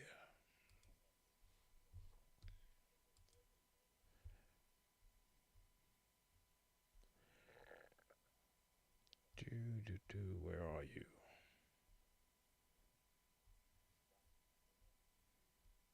Hmm.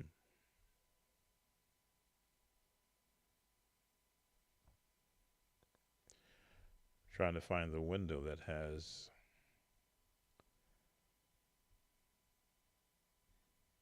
when I pulled up, and it's giving me everything but that window.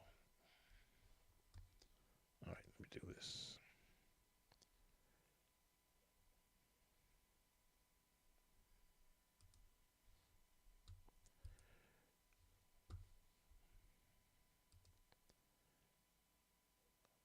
Let's create.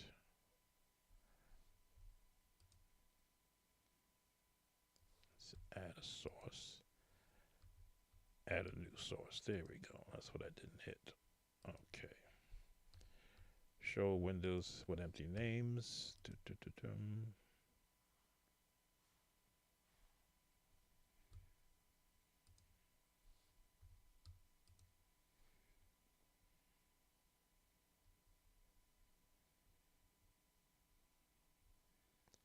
Sorry for the dead space. I'm searching for the window that has my workbook in it.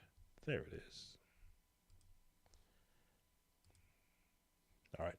So this is my workbook that I created back in 2011 to assist musicians who wanted to learn gospel music, but they were currently playing for a church right now. And I said, well, the only way I can help them is to give them the fast path to learning gospel music. And the fast path was what helped me get up to speed. Let's open this up a little bit. This can be downloaded on my Patreon page. This is for others who are watching the replay and that are here live. This is what you see is 2011. So it's been 13 years since I wrote another book. I do currently have 3 ebooks out now teaching basic chords for beginner musicians. I may flash that up here, who knows. But this is where I started to get the better understanding of music. But again, that's an old picture of me. I don't look like that anymore. Hair's gotten a lot thinner, as you might say. And a lot of that stuff doesn't exist anymore. But I always wanted a musician to have a solid background like I did in understanding.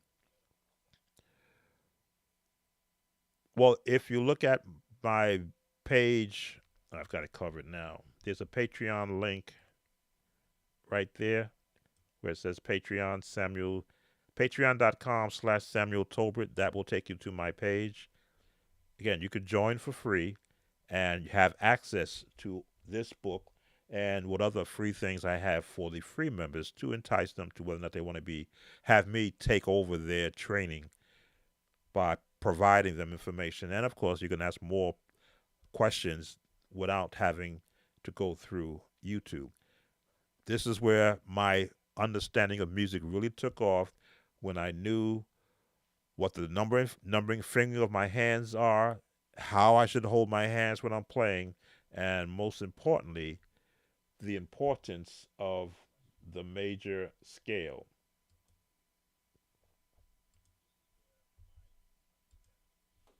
There we go. Those numbers signify, go along with the fingering.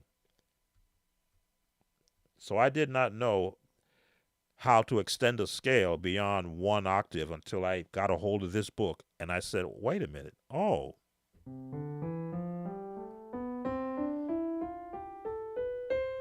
all of a sudden it became easy for me.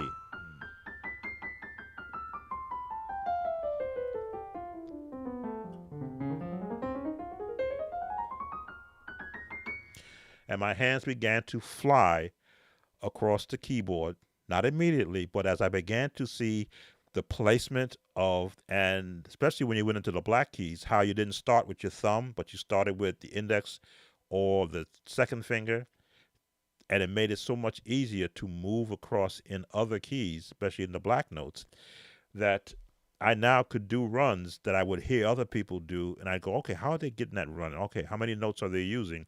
Which fingering could they be using? Oh, lift, put this one down, slide this one over, and then boom. And it's in every key. It's not just one key. This is where it begins. This is Piano 101. This is what musicians, when I was a youngster in church at 10, 11 years old, would not show me.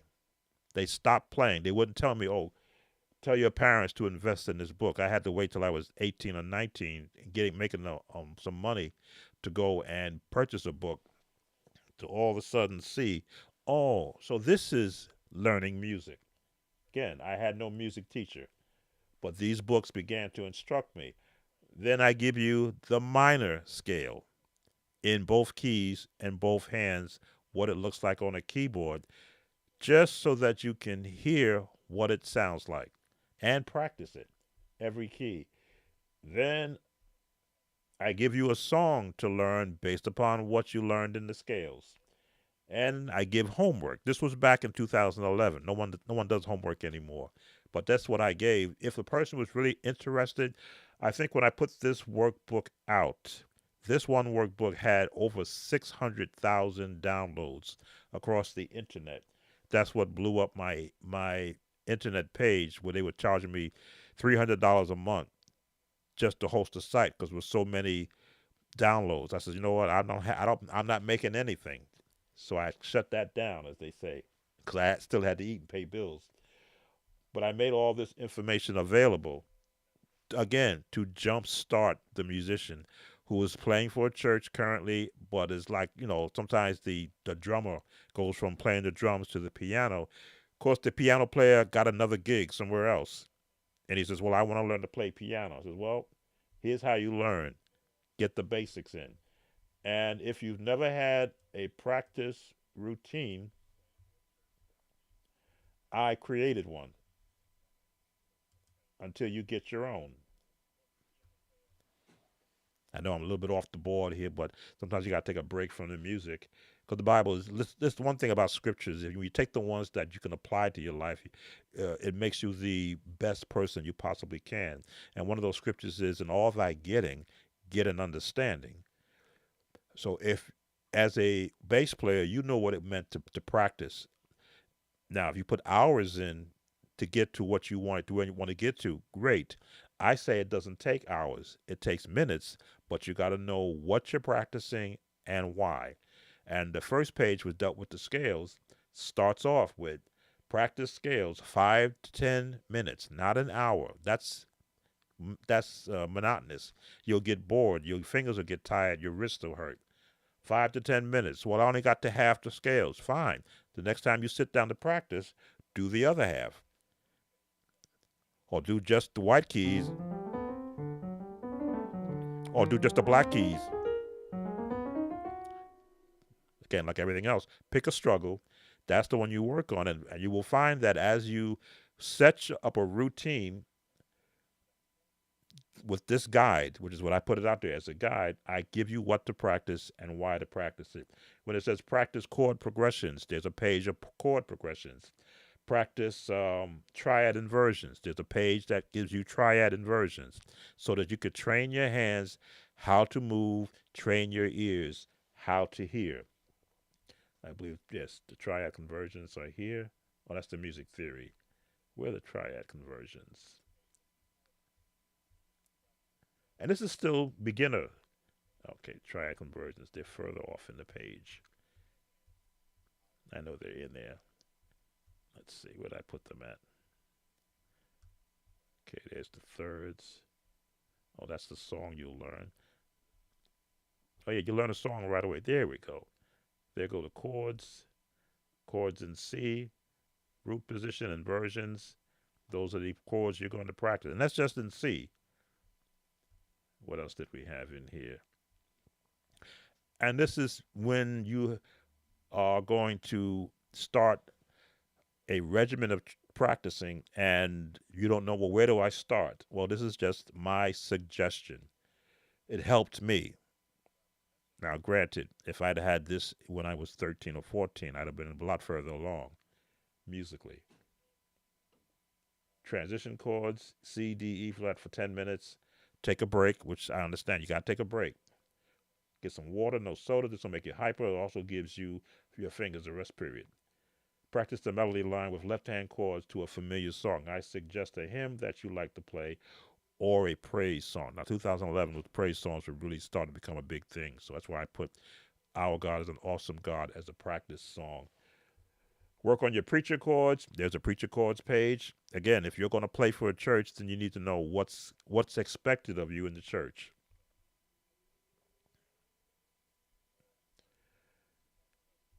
Then we give you the scale information. There's your Lord, prepare me to be a sanctuary. Something was wrong in this page when I looked at it. It repeats somewhere it shouldn't repeat. Let me just look at it. Lord, prepare me. It should be the key of E flat. No.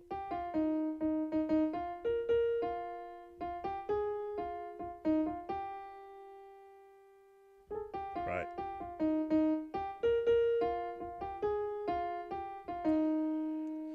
Now, I give you chord names to make you search for where those chords are. But then I give you a cheat sheet on the bottom.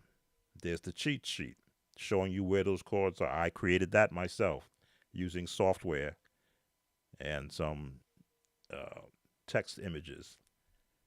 So if you look at that and you see, well, gee, what's an E flat chord? E flat 9. Oh, what does he mean by E flat 9 2? An E flat chord, that's the chord I'm talking of. Or you see there we go, E flat 9 2. So not only do you hear the term, which is teaching you another language, but you're seeing what that note would sound like in the key that it is designated in. A flat minor, flat the third note. This is all the things that rushes a musician who's already playing in a church but is looking for a leg up. And I'll get out of this book because I know people are here for more than just me showing off uh, what I have for musicians. So you get chords. I'll just skim through it. That was this is all for the beginners right here. This is where you start. That's a lot, but that's how much you're going to need to get started. And you'll continue to do that for the rest of your life because that's just the key of, what is it? Yeah, the key of E flat. There's 12 other keys to go to. But once you get through all of this and you set yourself into a practice routine, then the intermediate one. This is where I started to break down songs. Do I still do it like this? Yeah, I kind of do it. Our God is an awesome, what? Oh, how great is our God? Where you get the melody, you get the bass. That's what you like is the bass notes. But I also give you alternative chords. You get the number system chords, then I give alternative chords, which are the extension chords, and two versions of them for the same song. This is what musicians hide from one another. Or they'll play it basic when they're in front of you, but when they play it when you're not in front of you, you hear all these chords and you wonder where that chord come from. I don't hide chords. Then you get information which is to get you if you're going to play for a church, what is expected of you. How many songs which are of the traditional nature? Again, it's changed today. I don't know what they're doing now in church, but I made sure that what was relevant in my day, the songs which are considered the hymnal standards and where they're placed in the place of a song and what key they're in, that you had a reference, some place to go and say, well, what does that song sound like? Because you could always come to the website and I would have had a representation of that song on the website. Early sheet music reading, because now that you know what a note is and where it's found, and that chart in the very beginning shows you the relative positioning of notes, you can now begin your early sheet music reading.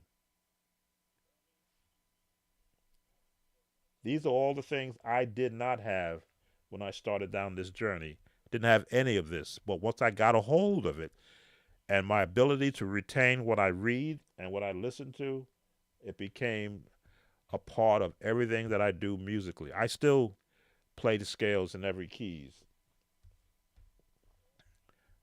I'm going to skim through the rest of this now because they're getting into the advanced portion of it. That page doesn't exist anymore. The advanced musician is when you want to go here. The organ. The organ is the pinnacle of any church. It is the lead instrument. Yes, you've got Nord keyboards now all over the place, and Yamahas and Kawai and just about any Korg Chrome or Korg Kronos. But the lead instrument that everybody comes to church to hear is the organ. All these keyboards simulate an organ. Why? Because the organ is the instrument. That is the top of the food chain for music, not the guitar, not even the bass player, because the organ doesn't need a bass player. They got foot pedals. That's why bass players don't like organists who like to use foot pedals. They walk all over them. But this is the pinnacle. This is where you're looking to go to in the future. So why not have a head start? Organ drawbar settings. What musicians this is the goal to musicians. They won't share. They won't even tell their mother what drawbar settings they use. Meditation, testimony, while speakers talking, Latin, progressive, born, theater, America, house bass, Jimmy McGriff. They would not share any of this with me. Now, I got this out of informational books, but also the bass note settings. Why? Because if you're unarmed, you'll be taken advantage of musically in a church. They'll usher you off the organ as quickly as somebody else walking in the door. But if you have all of this, they'll think twice about replacing you. Here are the chords, progressions in C, preacher chords, the cadence, a, a guide, because you never know how to play for a preacher until he tells you to stop. But it's nice to have a guide to be able to say, well, short, long, short, long, short, long, short. But what chords do I play? There they go. Preacher chords in every key, a pattern. And when you look at it, they are written in the same notes in those chords. That's a little bit off way because when I did the breakdown, it didn't hold the setting, but I had to get the book out there. But you'll see that if you line them up from first chord, second, third chord, fourth chord, and by say fourth chord, that doesn't mean the number system. That is the sequence of when you would play that chord in relationship to playing for a preacher. Now, if you've never done it before, it is a nightmare. It's worse than playing for a soloist. Because the soloist will keep singing. A preacher will look at you and say, hold your fire. And I've had that until I got an understanding. More information, and then some of the basic praise songs which are found in the African American Heritage Hymnal. You get to this point, then you are well on your way. For the person who wanted the praise break, I did put that in there. Again, the conversion of the text I used did not work well, but I didn't go back in and fix it because the advanced musicians don't need me. It's just those who want to get a quick head start in playing for a church. And this is the holy grail for me. By holy grail, all the chords in every key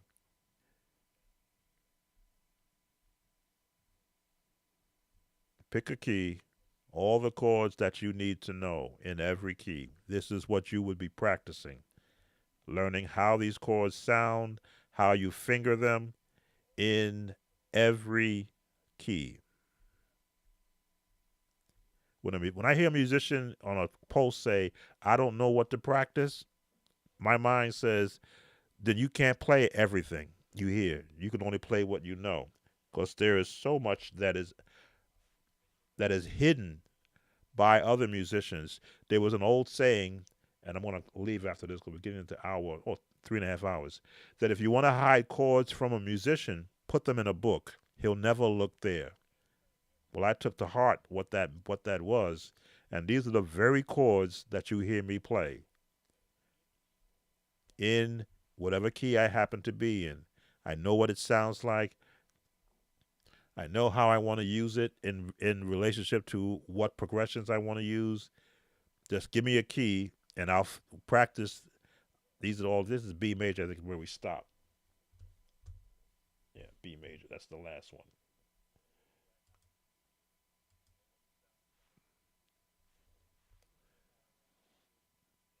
A B7 plus 5.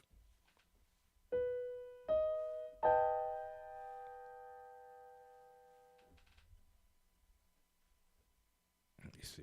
What is that now? Oh, there it is. And I use this chord a lot.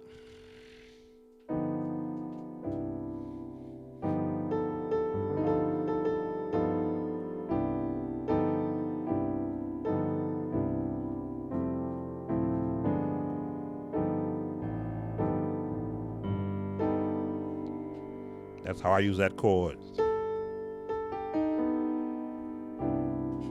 to resolve from a 5 to a 1 in C.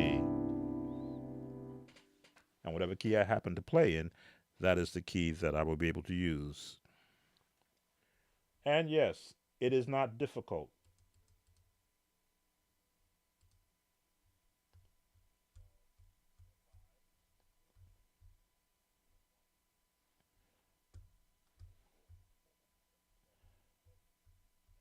So by joining the free Patreon, and there's the link.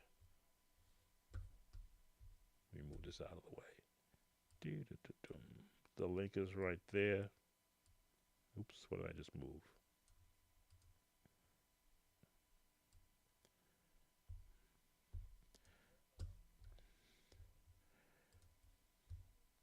Let's get rid of this. Okay. That's the Patreon link right there, which gives you access to that workbook. It's a download. It's about 8 meg in size. Most computers, in fact, you can actually use your telephone, your cell phone, and download that into your cell phone and carry it with you. It doesn't have to be on your computer. Let's see if did I miss any questions because I've been having a one-on-one with Dr. Donald. Have you done? Yes, I did. I love the Lord today. I need to buy them. I think I'm not going to touch any more music. Let's see. Did I get the last person's request? Oh, I didn't touch that. It's 3.5 hours. I think I'll let that one go because again, I always try to answer any requests that come live because it's always good to have live viewers. So we won't worry about that song. Any questions from those that are here? It takes 30 seconds for anything you typed would show up on my screen. So I want to make sure I didn't leave anybody out. Let's see. Okay. Nope.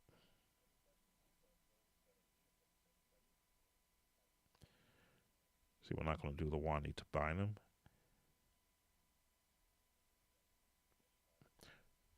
I want to better understand the sad chords. I was told it's playing in minor key signatures. I'm just looking at your past statement.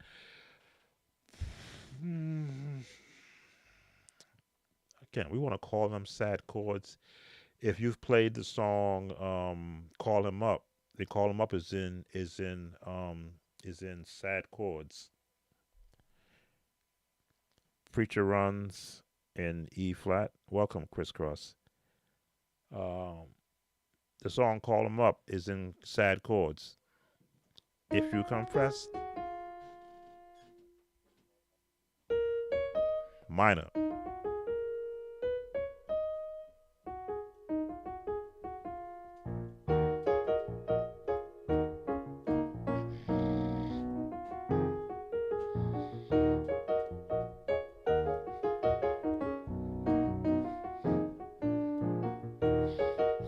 I argue that "Call 'Em Up," which is written in the minors, is a sad song.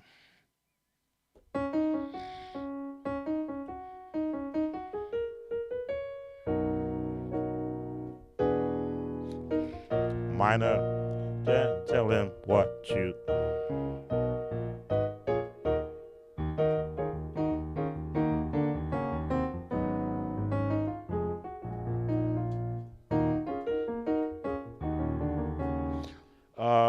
Preacher chord runs in E flat. I don't have a preacher that I could. Actually, I do have a preacher. I do have a preacher. Let me go get him.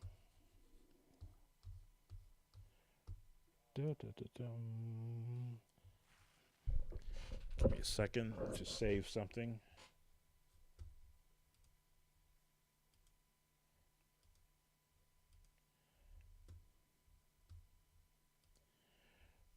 Let's see if I can find him.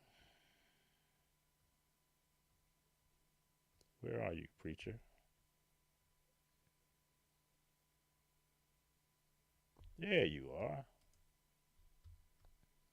I have an AI preacher. E flat, you say? What key is he in?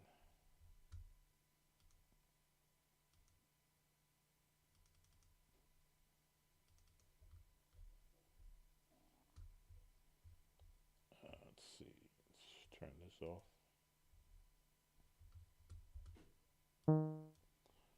Okay, I think he's in an E flat. Let me see. When the storm. Yep, my preacher is in E flat. I created an AI preacher. You want an E flat preacher chords? This is my AI preacher. Preach, sir. Oops. I need to go back to.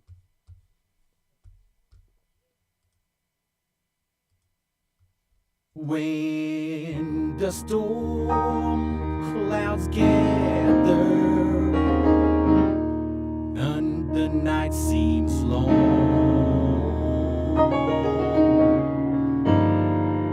hold on, my brothers, hold on strong, for the Lord is our refuge, a mighty tower.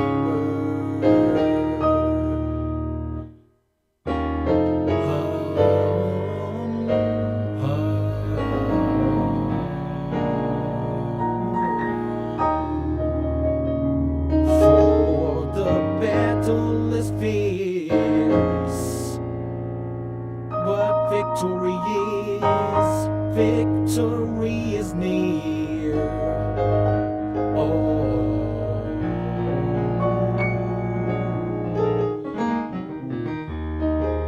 So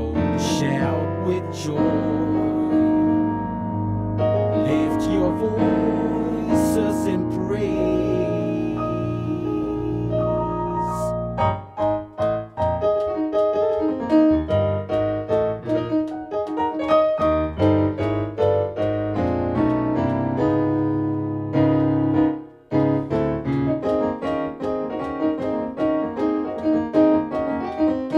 So there is your preacher, AI, chords that you can pick and choose from, some which is on that booklet that I showed you. And you're following the cadence of what the preacher is doing. Most of the time, the good ones have a cadence. Major to minor 4, just the minor 4, and then go to the 5 and resolve it to a plus 5 and put that 7th in it, because this, again, preacher chords is about jazz. I like using this chord.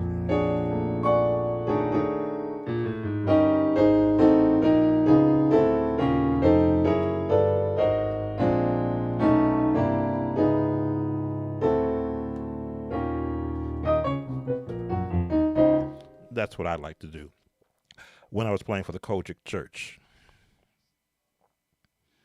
So runs, you're going to do a minor scale. This is jazz.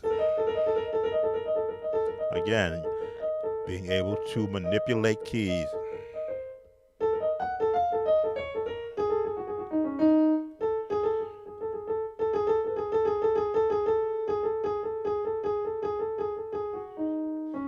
Whichever fingering works for you.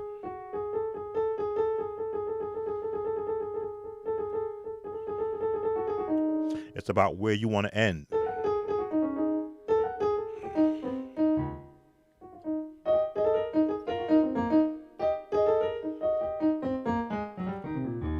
There's one that took me years to learn. I heard a musician do that, and I sat there and go, how did he get all those notes?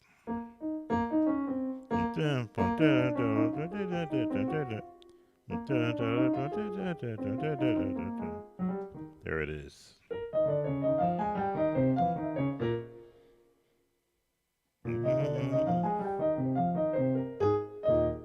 Wow, been a while since I practiced that one. The major, the minor, major, minor. And when you get on the 4,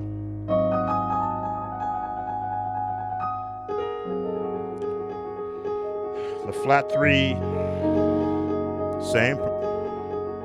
The 2, the 5, right hand doing the same. 1, 3, 4, 4 plus, diminish, and the turn on the 5.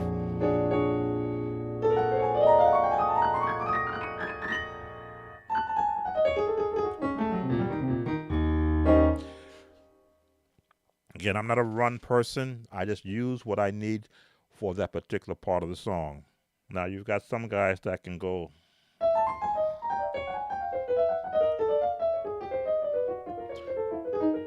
That's just an exercise.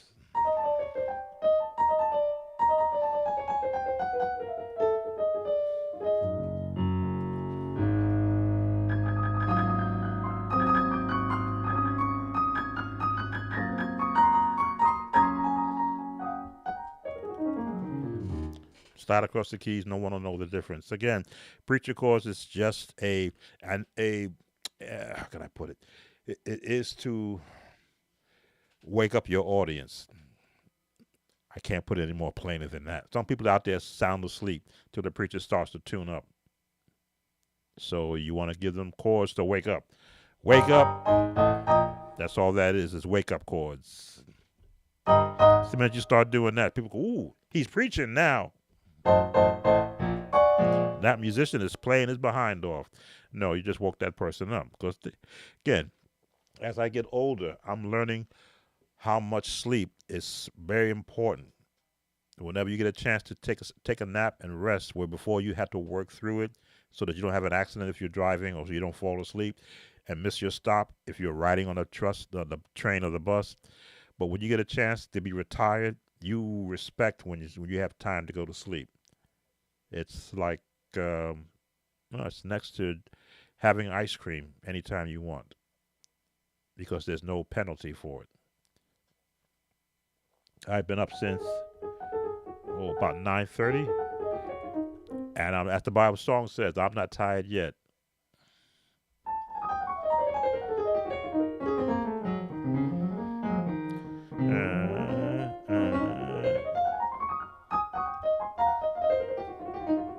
Oh yeah, that one. Think of C minor.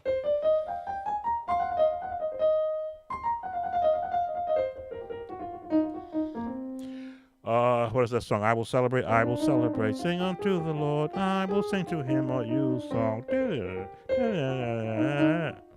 I used to do that as a run in E flat.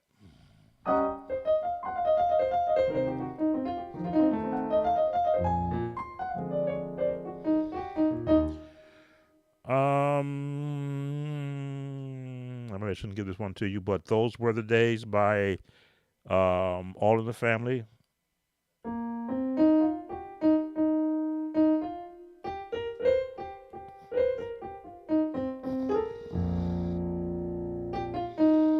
You can use that also.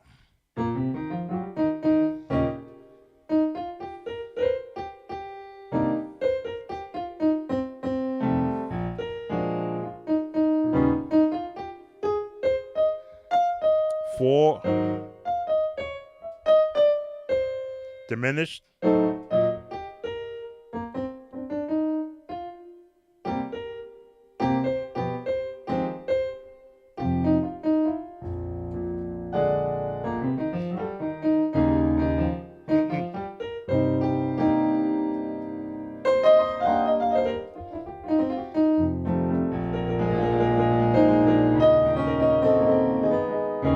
Again, it's all music.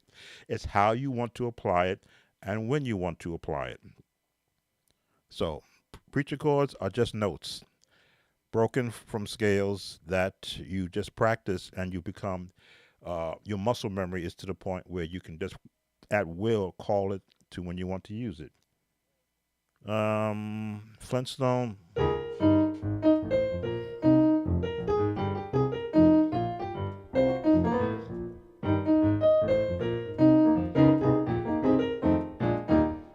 C. No. E minor. G. All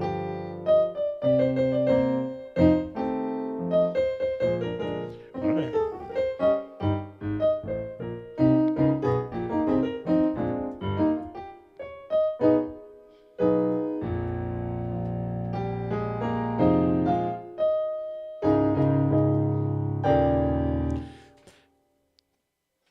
You can get runs and chords from anything. I used to like to do the road runner.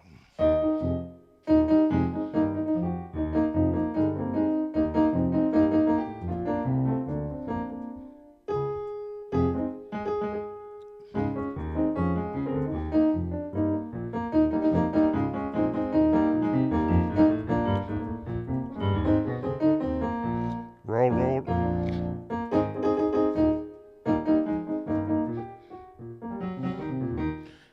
Anyway, enough. And you can tell it's getting late when I start going into cartoon stuff that I used to listen to as a youngster. When I started getting older, I said, oh, that's all that is.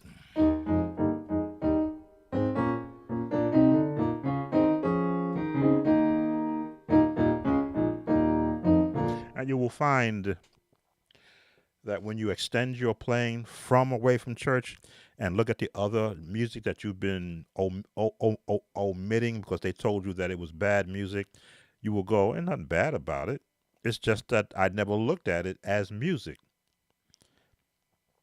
It's like when they tell you eating broccoli is bad. Well, maybe it is because it is. It has no seeds. You wonder how do they create it? It has no seeds, but it tastes good when it's prepared correctly. And music is the same way. It may be looked at as being bad, but if it's done correctly, you will get enjoyment as a musician. Again, when you go to this side of music, there's the other side. Those are the people who just listen to it and can't play. When you leave that side and come to this side, you get a whole different appreciation for everything musically that you hear. I used to hear cars brakes screech, and I would try to figure out what key is it screeching in. That's how attentive my ears were to every sound. Um, I used to whistle.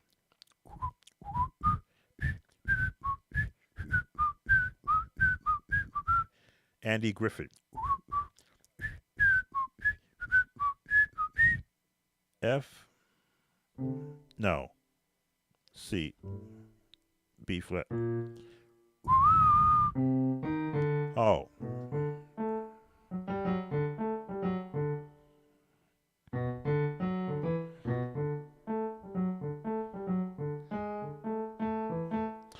I would go to the piano and try to figure out what note I was in. I messed up there. I had done that, goodness, since I was maybe 10 or 11, just trying to hear the notes I heard in my head, sit down to the piano and match those notes up. That's how serious that I take music. So when I do speak about it, I try to do it as my band instructor did when I was in high school, learning to play the mellophone. Not learning to play, I was playing the French horn. He transferred me to mellophone because he didn't have French horn music. When they taught us the 1812 overture, that was my first introduction to a classical piece for a band, and I was enthralled because I was part of the.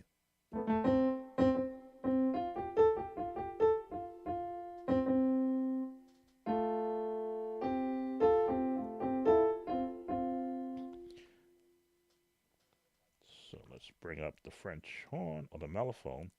That's what I played. Let's see. Here we go.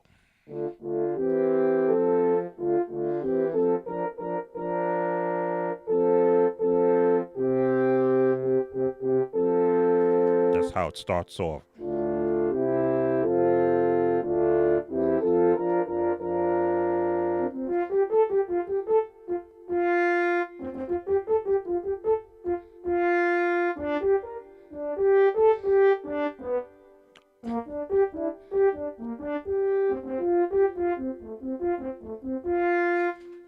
Yes, that was where I was in the middle of the music in an entire orchestra. And when you hear me play, that is what I am emulating. Every instrument I've ever heard and been around as a youngster, I'm emulating all those chords.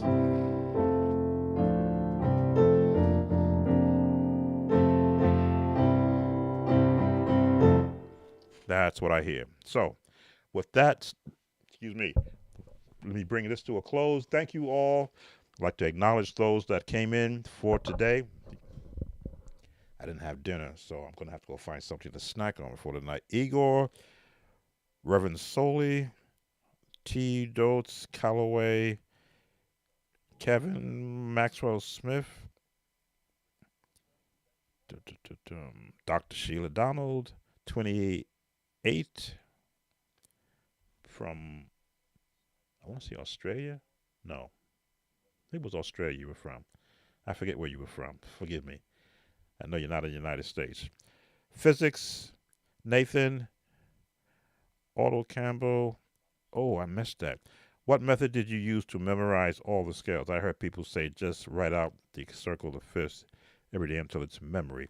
Auto Cannibal, if you're still there, I showed you that workbook. If you saw the workbook, that's where I got my full indoctrination into all of the scales and their notes. Because it's one thing to sit and practice the C major scale and not know that there's a C minor scale also and a C minor harmonic minor scale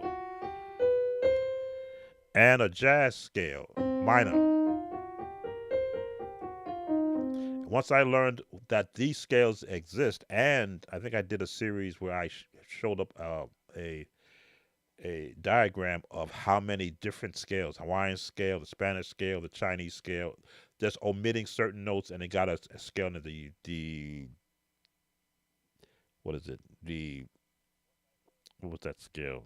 The diminished scale, the whole tone scale, which I never knew existed until I saw a YouTube video about the whole tone scale. It only has 1, 2, 3, 4, 5, 6 notes, and it just repeats all the way up.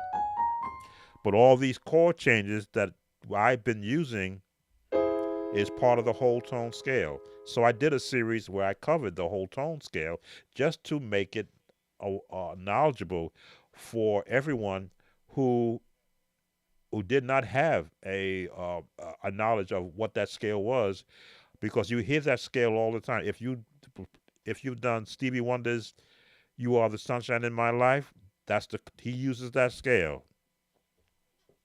Let me see.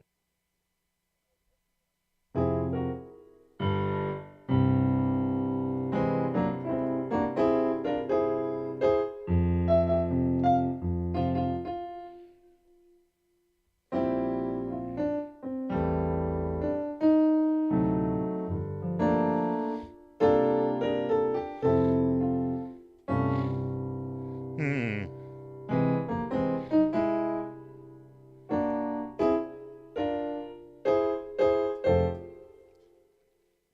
I think it's really done in an actual B major, but that's the scale he's using when he's going up. Never knew that until I saw a video of someone teaching. I'm like, oh, another new scale that I did not know existed, and that's where those chords come from. No matter what key I'm in, whenever I hear this chord that I'm going to play, I go look at the scale. Oh, there it is in the scale. There it is in the scale. There it is in the scale. There it is. And I committed myself to memory, to being able to do the different runs.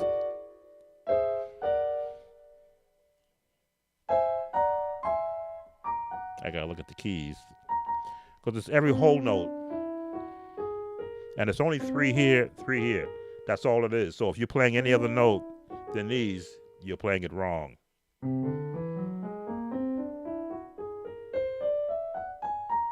That's how I was able to memorize it. 3 white, 3 black. 3 white, 3 black. Without a teacher, but the internet has become my teacher. Who did I leave off? I'm sorry I missed your question, auto cannibal. So do I write out anything anymore? I used to. Now I do everything on the computer, because it allows me to create a record of it. But I still do type if though I'm writing. And by that is, if I break down a song for somebody that's having an issue with chords and melody, I'll type out melody, I'll type out the chords, I'll type out the progressions, just so that they have a point of reference. Because some people still need to audibly or physically see something in front of them. This technology right now lets you see the notes that I'm playing, provided I got the right key shown up there. Most people can't fathom playing without seeing those red notes pull up and seeing the name of the chord. There it is. And seeing all those notes come up, because that is a crutch. I didn't have this. I had the books that I showed you, where those dots between lines with the drawn figurine or image of a keyboard was what I had. But it helped me to get a better understanding of, when I want to place a chord, what chord am I hearing based, and if the chord is giving a name, I can look it up and say, oh, that's the name of the chord. That's what it sounds like here. But what is the inversion of that? Well, 4 notes, which means there are 4 inversions. So there's this one, this being the lowest note. Now there's this one. Then there's this one. Oh, I play that chord. So that's also this chord, with different inversion. I play that chord. So I do these 3, but very rarely do I do this one, because it doesn't sound right. That one does, that one does, that one does. So it gave me a better understanding of placement of chords in relationship to where I want to go, where it starts and where I want for it to end. But for scales, practice the correct fingering in every key more than one octave, and then I would extend it out to, if I'm doing this octave, there's two, but I keep going all the way to the very end, and then I go back.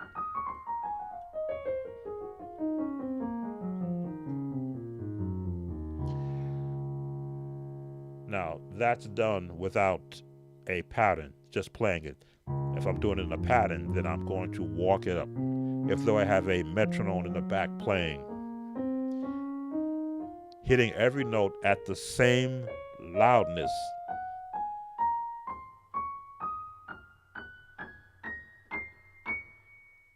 And not just one hand, but both. Soft, hard, soft, hard,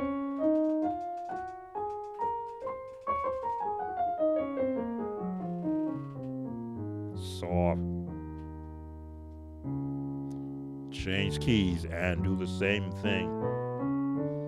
More than one octave.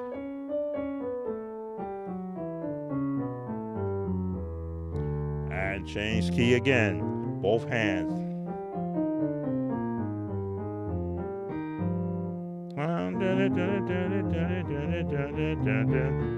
And of course, play around with it. Don't just limit myself to just playing the melodic scale, the monotone scale all the way through, but give it some movement. Try test yourself.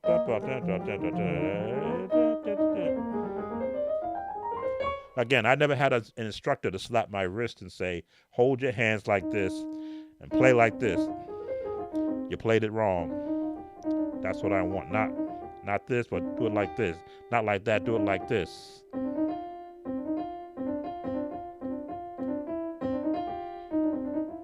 Get that thumb on the F.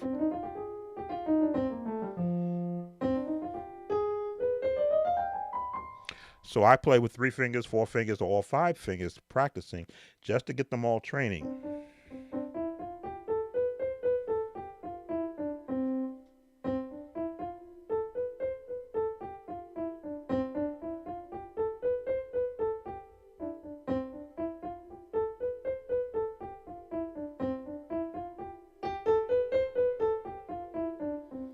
I would do that purposely, just to build up my strength and to build up my accuracy. So if I wanted to do just C with the thumb, C, C, C, C, C. A flat, A flat, A flat, A flat, A with just the thumb. B major. That's what I would practice. They would say, "Get off that piano, playing that noise." Well, I was just practicing because I wanted to be able to reach that note just by looking at it and go to the B. Look, go.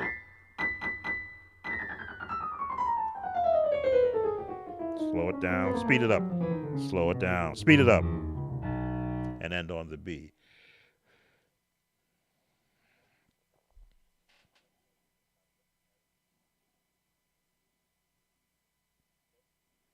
Oh, well, that's, I think someone corrected me at the last stream where they had me look at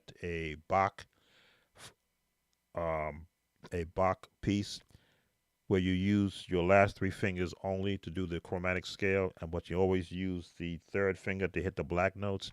And I struggled with that. I said, well, I got to go back and do this.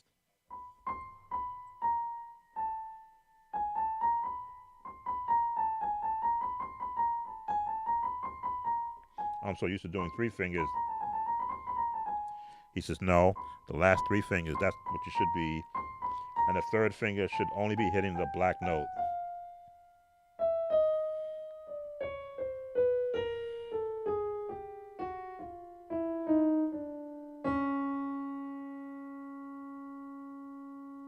Three fingers. There we go.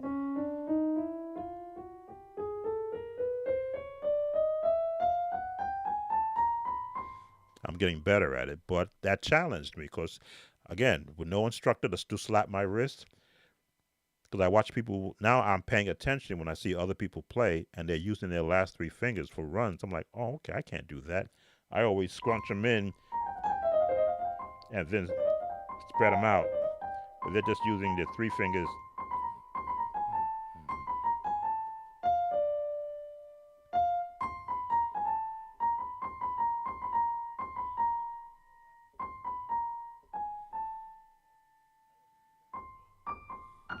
Anyway, enough of that. Who else did I miss? Because I missed one there. Let's see. Go back and look at the.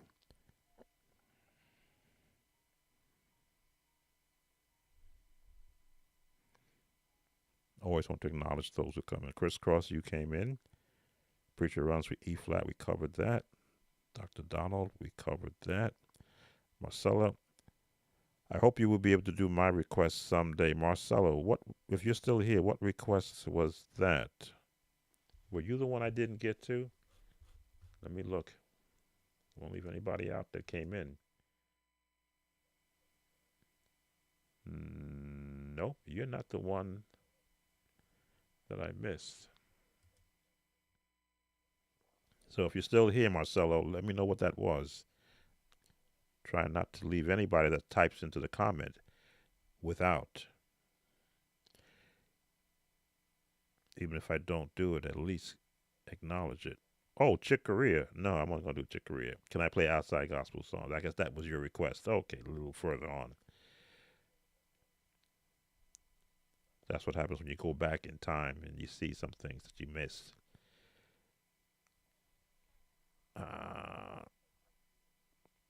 Oh, Close to the Edge by Yes.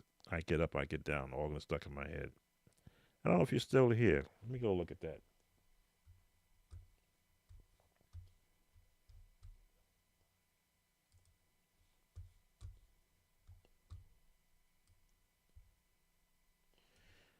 What is that again? Close to the Edge by Yes. That's a group. Close to the Edge.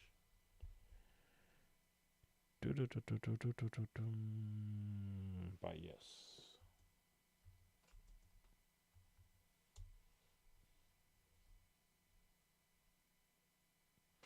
I'm going to mute a second, see what this organ is doing. Be right.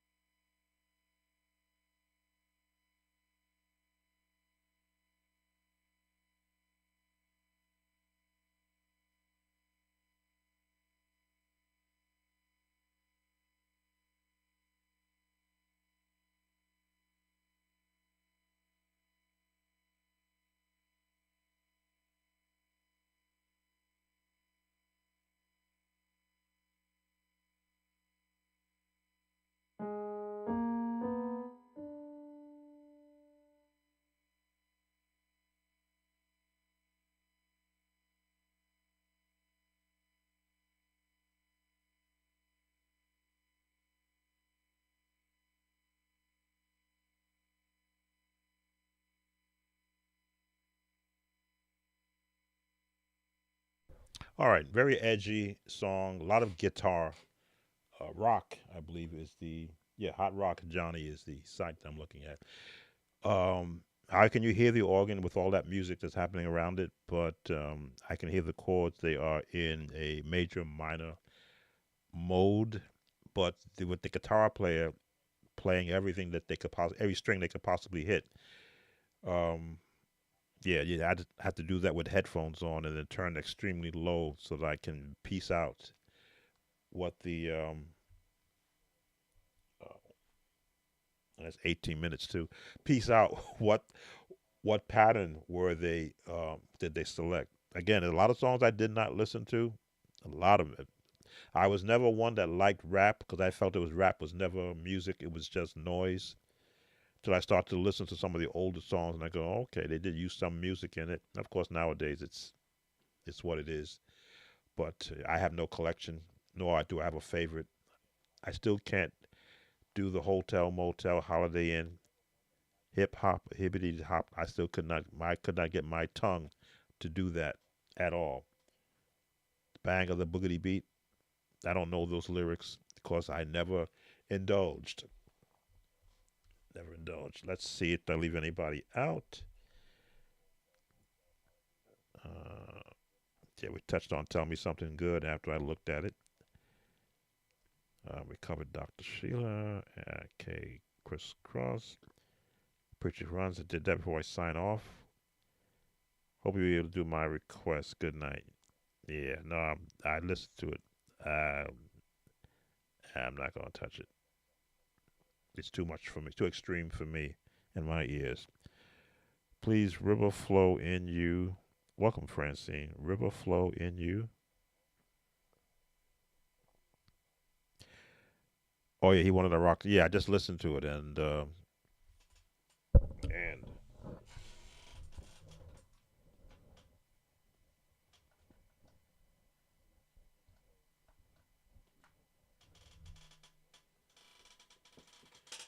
just getting a power cord. My iPad is down to 10%. Strangely enough, this iPad should last longer than 4 hours. Low battery mode just popped on. Okay. That looks. Let me see. Please, river flow in you. Who is that by? Pardon me.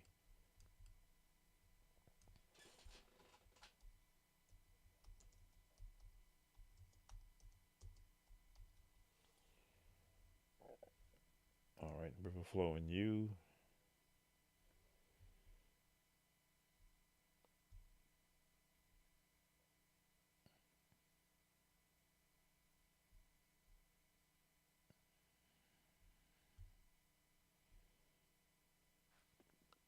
All right, not gospel.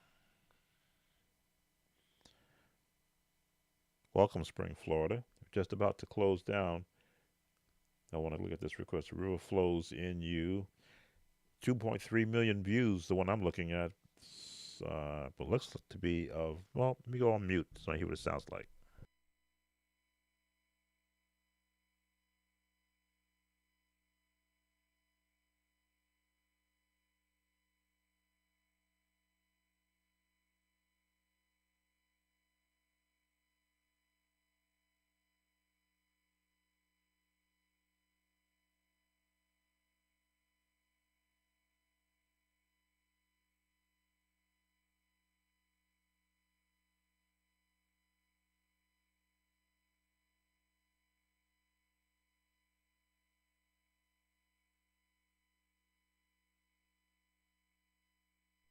All right, I got a copyright strike one time when I was demonstrating the basic chords of the song just like this, and I couldn't understand it because the was people from England or from the UK. They said I copyrighted their song, and I'm like, wait a minute. I said in my dissertation before I started playing, these are the common chords you hear done in this sequence. But YouTube sided with them, so I had to pull that video off the stream, off the channel.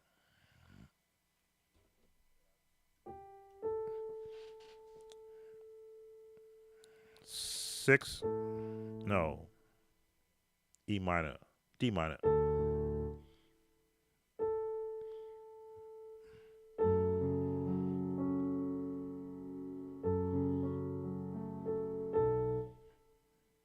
E.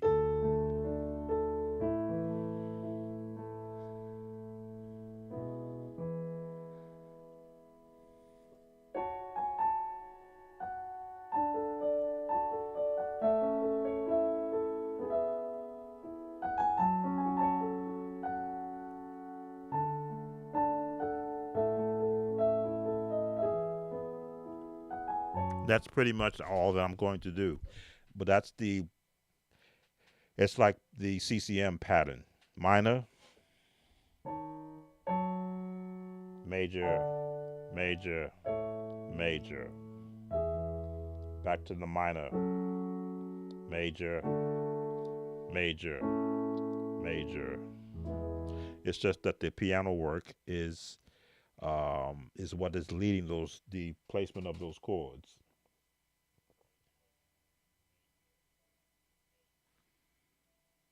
And that's all I'm going to do because that's what happens whenever I start doing a song of that nature with those that sounds like the algorithm comes after me.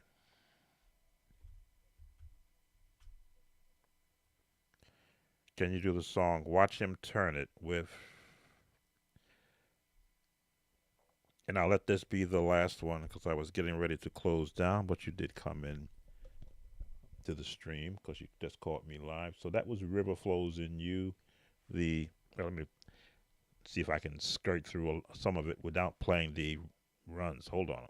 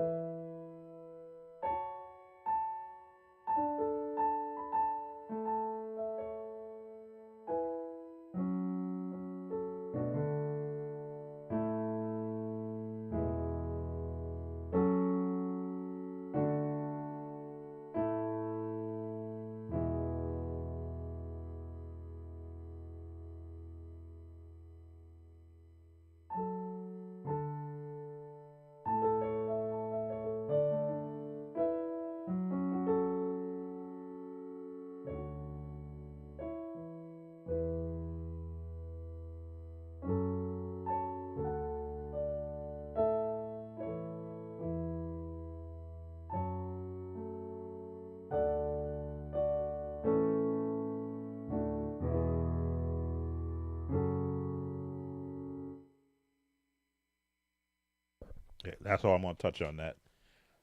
It's a good exercise for playing scales within the format of the 6 4 6 5 1 4 1 2 3 4 5 6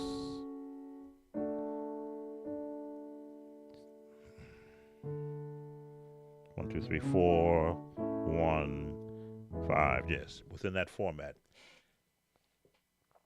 Watch him turn it with shamanic, and we'll let that be the last one.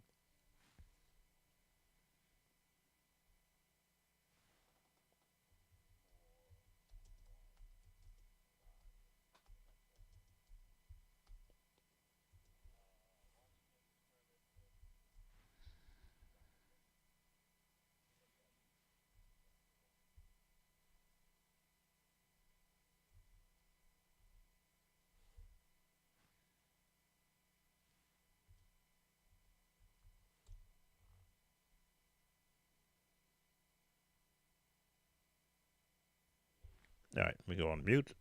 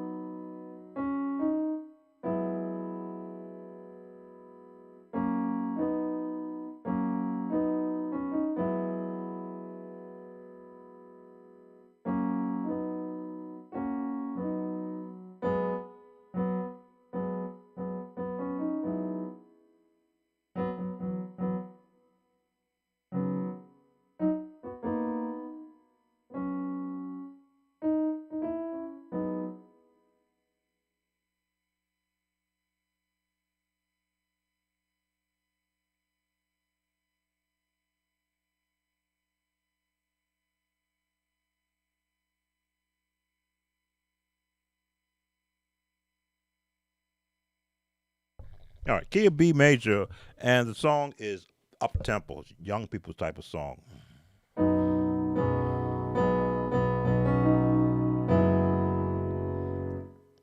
4, 6.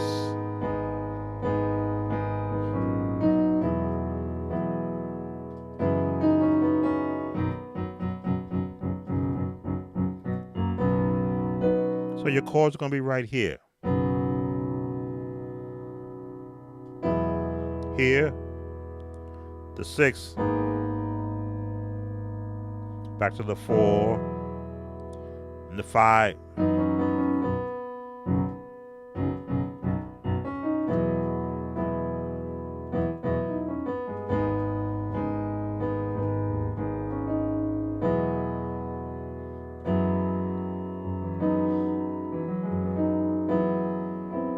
And it may seem like these chords are bunched up, but that's what they are to get that sound.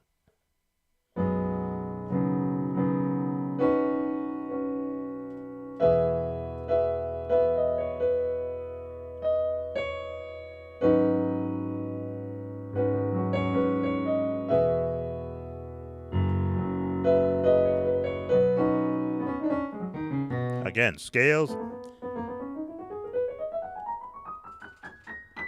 because I can hear where the notes are.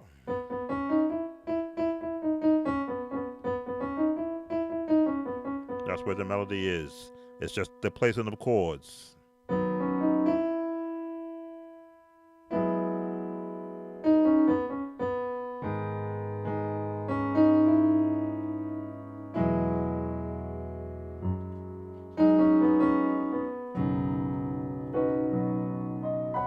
And get ready to jump.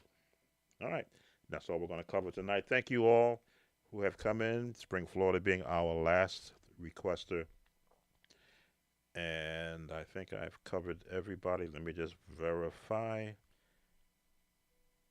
Yes, I did look at that rock song, and yes, it's that. It's a rock hard song. Strong guitar. Very I was trying to find the organ in that all that guitar in the front of it. We covered the Patreon for Dr. Sheila, and for anyone who wants, we currently have um, 83 people who are registered with the Patreon page. 39 support with $5 per month. They have access to the over 80 files that I've placed on it since about a year and a half ago. They're getting access to a lot of the AI files that I am creating. They get access to all of them. They also get access to the 3 chord books that I now have. They're ebooks, chord books that I created. The last one is the Christmas book, which my old site for you to make the download did not allow it because the AI did not like how I put images in it. So I put it back in without images and it still didn't like it. So, but the Patreon has no issue with it. Let me just share what that book is to help musicians to get prepared for the coming um, holiday music, standard hymns that churches used to sing. I'm not sure what they're doing now, but I believe in just covering anything. It's called the Joyous Christmas Songbook. I'm just bringing it up now. It's supposed to come up. Oops, I opened up the wrong file. Should have been this file. Okay. Nope, that's the text one.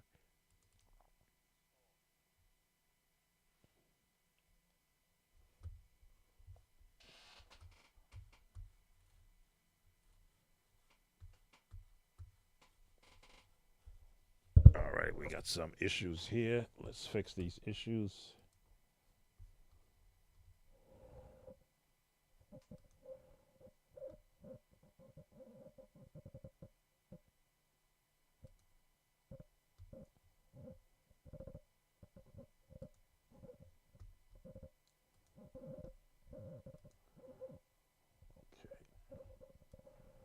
All right, let's see if this is the book.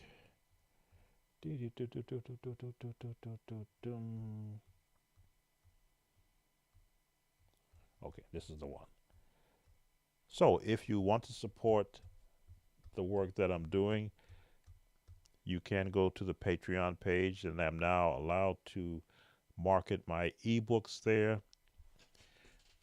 I want to show you what the Christmas book looks at. I haven't done a video yet on this one, a live on it, and I will, because I'm doing so much. Even I need to take a break sometimes. Let's bring up.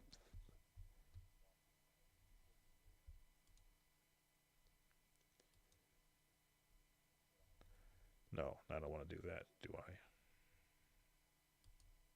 Okay, here we go. Window capture.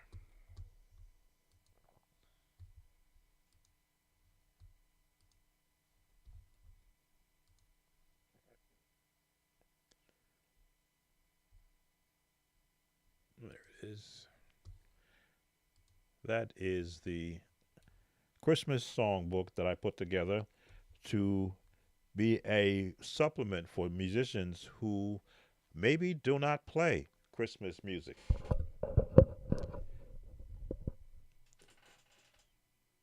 So I covered the 8 songs that you are more than likely to be requested to play in the various keys.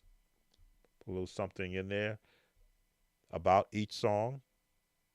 You get the lyrics also, just the first lyrics, so that you know how to match up the melody. What I didn't show you is that I have all the audio files for each of these songs already created. They will be available to the Patreon members. But if you do purchase this book and let me know that you have it and you send me an email, I will send you those audio files to all the songs also. So you get information about the song, its creation, where it came from. Again, I'm all about getting an understanding so that you will understanding that it's not just music, but it's got heritage to it. You've got the different keys that are standard for the songs. And I employed the number system purposely, along with the name of the chord from the number system that I would use in these songs. So Silent Night, when it says a 1, that's what I would use. When it says a 5 with a G7, that's the chord I would use, not a G chord for the 5.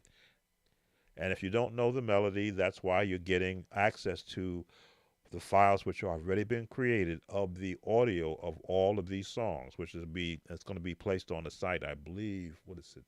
I may do it tonight because they're all completed for each of these songs.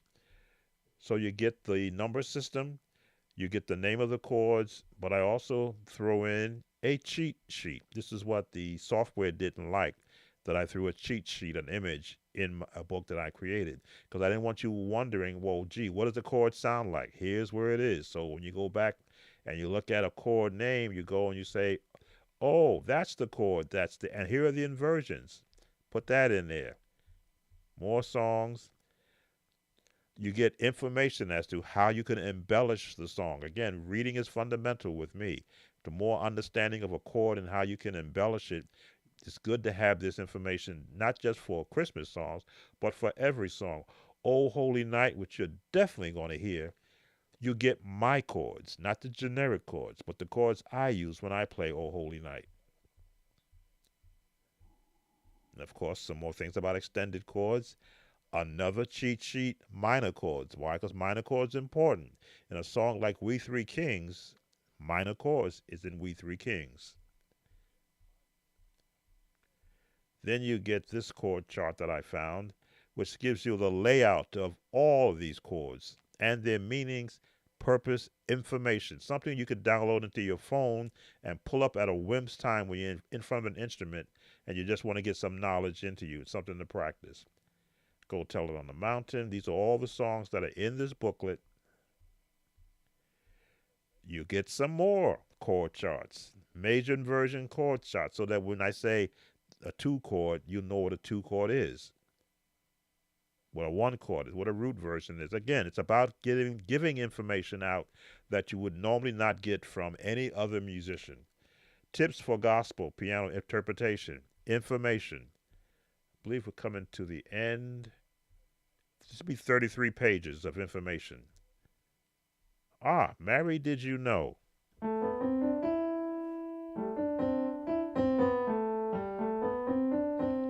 These is where the minor sad chords.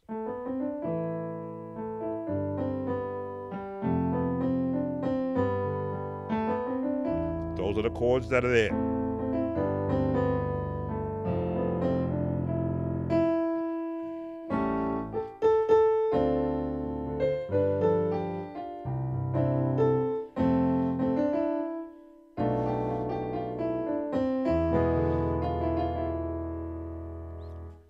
Yes, my chords.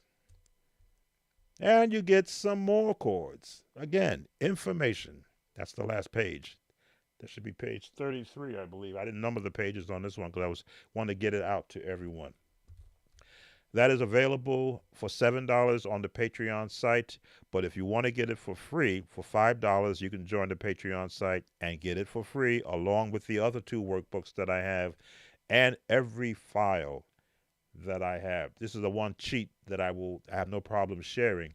You share with me with your support, even if you just want to do it for 1 month. For 1 month, you'll have access to over 80 files that you could download and go run to the bank with. No one is going to give you that ability. Only for sharing with me. That's that 1 month of sharing helps me to be able to stay current with all the software out there that I'm using to do the creative stuff, the AI videos, the music files. I'm a Pro Tube subscriber. I'm a Studio One subscriber. There are other sites that I'm subscribing to that takes money. And when you do it for free all the time, that's money that you don't have. But when you support me in numbers, which would be great, but it's okay with those that I have doing supporting me, it means I can extend myself and go purchase this software, try it out, see if it's something that I want to share with the YouTube audience or with musicians anywhere. So that whole booklet is available on the Patreon site. But for $5, you can join the site and you'll get this booklet and the other 2 booklets I have for free, along with the audio files, which I will be loading. If not tonight, definitely tomorrow, because I believe in getting musicians prepared for whatever may come in their future. And let's close that out. That should disappear. Why is it still there? Because I did the wrong thing. Delete. There we go.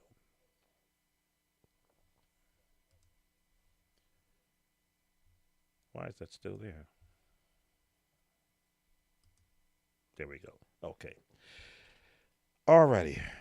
Enough grifting. Prince, welcome. Can you break down the praise break video in the key of C from like 15 years ago? No, I cannot. 15 years ago, I don't even know what that video was. And that was early, 15 years ago was when I was getting started here on YouTube. There is a better praise break video called the A flat shout, where I actually typed in the bass runs and the chords I was doing, both in A flat and in B flat. That's a better video. I'm not sure what that video was. And after now 4 hours and a half, I'm not going to go look it up. I'm going to go find me something because I didn't have dinner tonight. But not tonight. And from 15 years ago, again, I don't do praise breaks, but I was showing some of the things that I did do when I was in the Kojic church, which is not relative today because you have so many much better orchestrated praise breaks now. Like I wasn't doing that back then.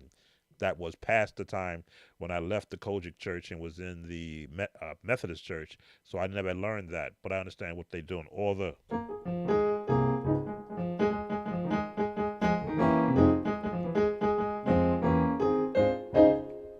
doesn't mean I can't learn it though. When I hear somebody playing, I'm like, oh, that's what they're doing. Double bouncing, they're just doing a run.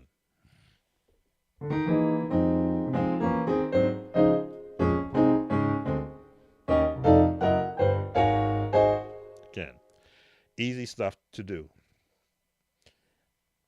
So, no, I'm not going to do a breakdown of what I did 15 years ago because that's not relative anymore. No one is doing that. But again, the A flat video, the A flat, it was called A flat shout. That will that'll pull your hair out because I'm doing now.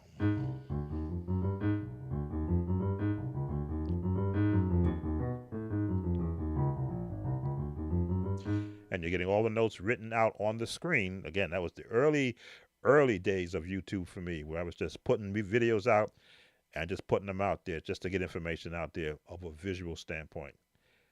But thanks you for asking. Again, I was supposed to have been gone an hour and a half ago. So Prince is the last viewer to respond. Want to thank you and everyone for coming in, spending the last 4.5 hours plus with me. A lot of information was shared. A lot of songs were looked at. As I say, when I break down a song, I try to give 60 to 70% of what the song is because I expect you to be hungry enough to take that amount and go back and apply it to what you've already learned. This is not about can I give you the chords to every song. Can I help you know where those chords are found by the key, by the scale, and by the mode, and then you grow in your research and in your deep diving of the sound of joyous and joyful music. Sam Tobit, Sound of Joy Music Services. Look at me. I got to get that out of there. I'm as helpless as a kitten up a tree. Yes. My AI singer. Who am I currently working on in AI? I was doing something for the Baptist church. Oh, that's my preacher. As I say, I've got over 30 songs done. So I'm going to take you out on this one. Hold to his hand, God's unchanging hand. Let me see if I can reset my drum pattern to match what I'm doing here. I believe it was 217. That is the rhythm tempo. Is it 217? I think that's what it was. So I'm going to take you out on Hold to His Hand. Yeah. I think that's the tempo. Alrighty. So again, thank you all for spending some time with me. It's always a pleasure to have guests come on a live setting and grace the YouTube space. As I say, I do this because I have a love for musicians who love music, and especially those who want to support a church with their music. It's a very hard and tedious thing to do when you're playing for a church because they require you to do more than the preacher do. Show up early and stay late. They're gone and you're still either wrapping up instruments or shutting down your sound system. And sometimes you don't get a thank you. Hopefully you get a check. But I like to be able to position you to know that you shared something that very few people can. Hold to his hand, God's unchanging hand. Let me put a loop on this so I can have some fun. As I say, this is the latest one that I was working on. I was trying to get I wanted to get a whole male chorus thing going with it, and then the system crashed with something I was doing. And that's okay, that was on me, but I did save it before I started it. So, Sam Tobit, Sound of Joy Music Services, thank you for spending some time with me. Excuse my side as I play you out with the old favorite gospel hymn from the Baptist church. I'm not going to sing. Hold to his hand. Let's go. Time is filled with swift transition. Not on earth unmoved can stand. Build your hope on things eternal. Hold to God's unchanging hand. Why don't you hold to his hand?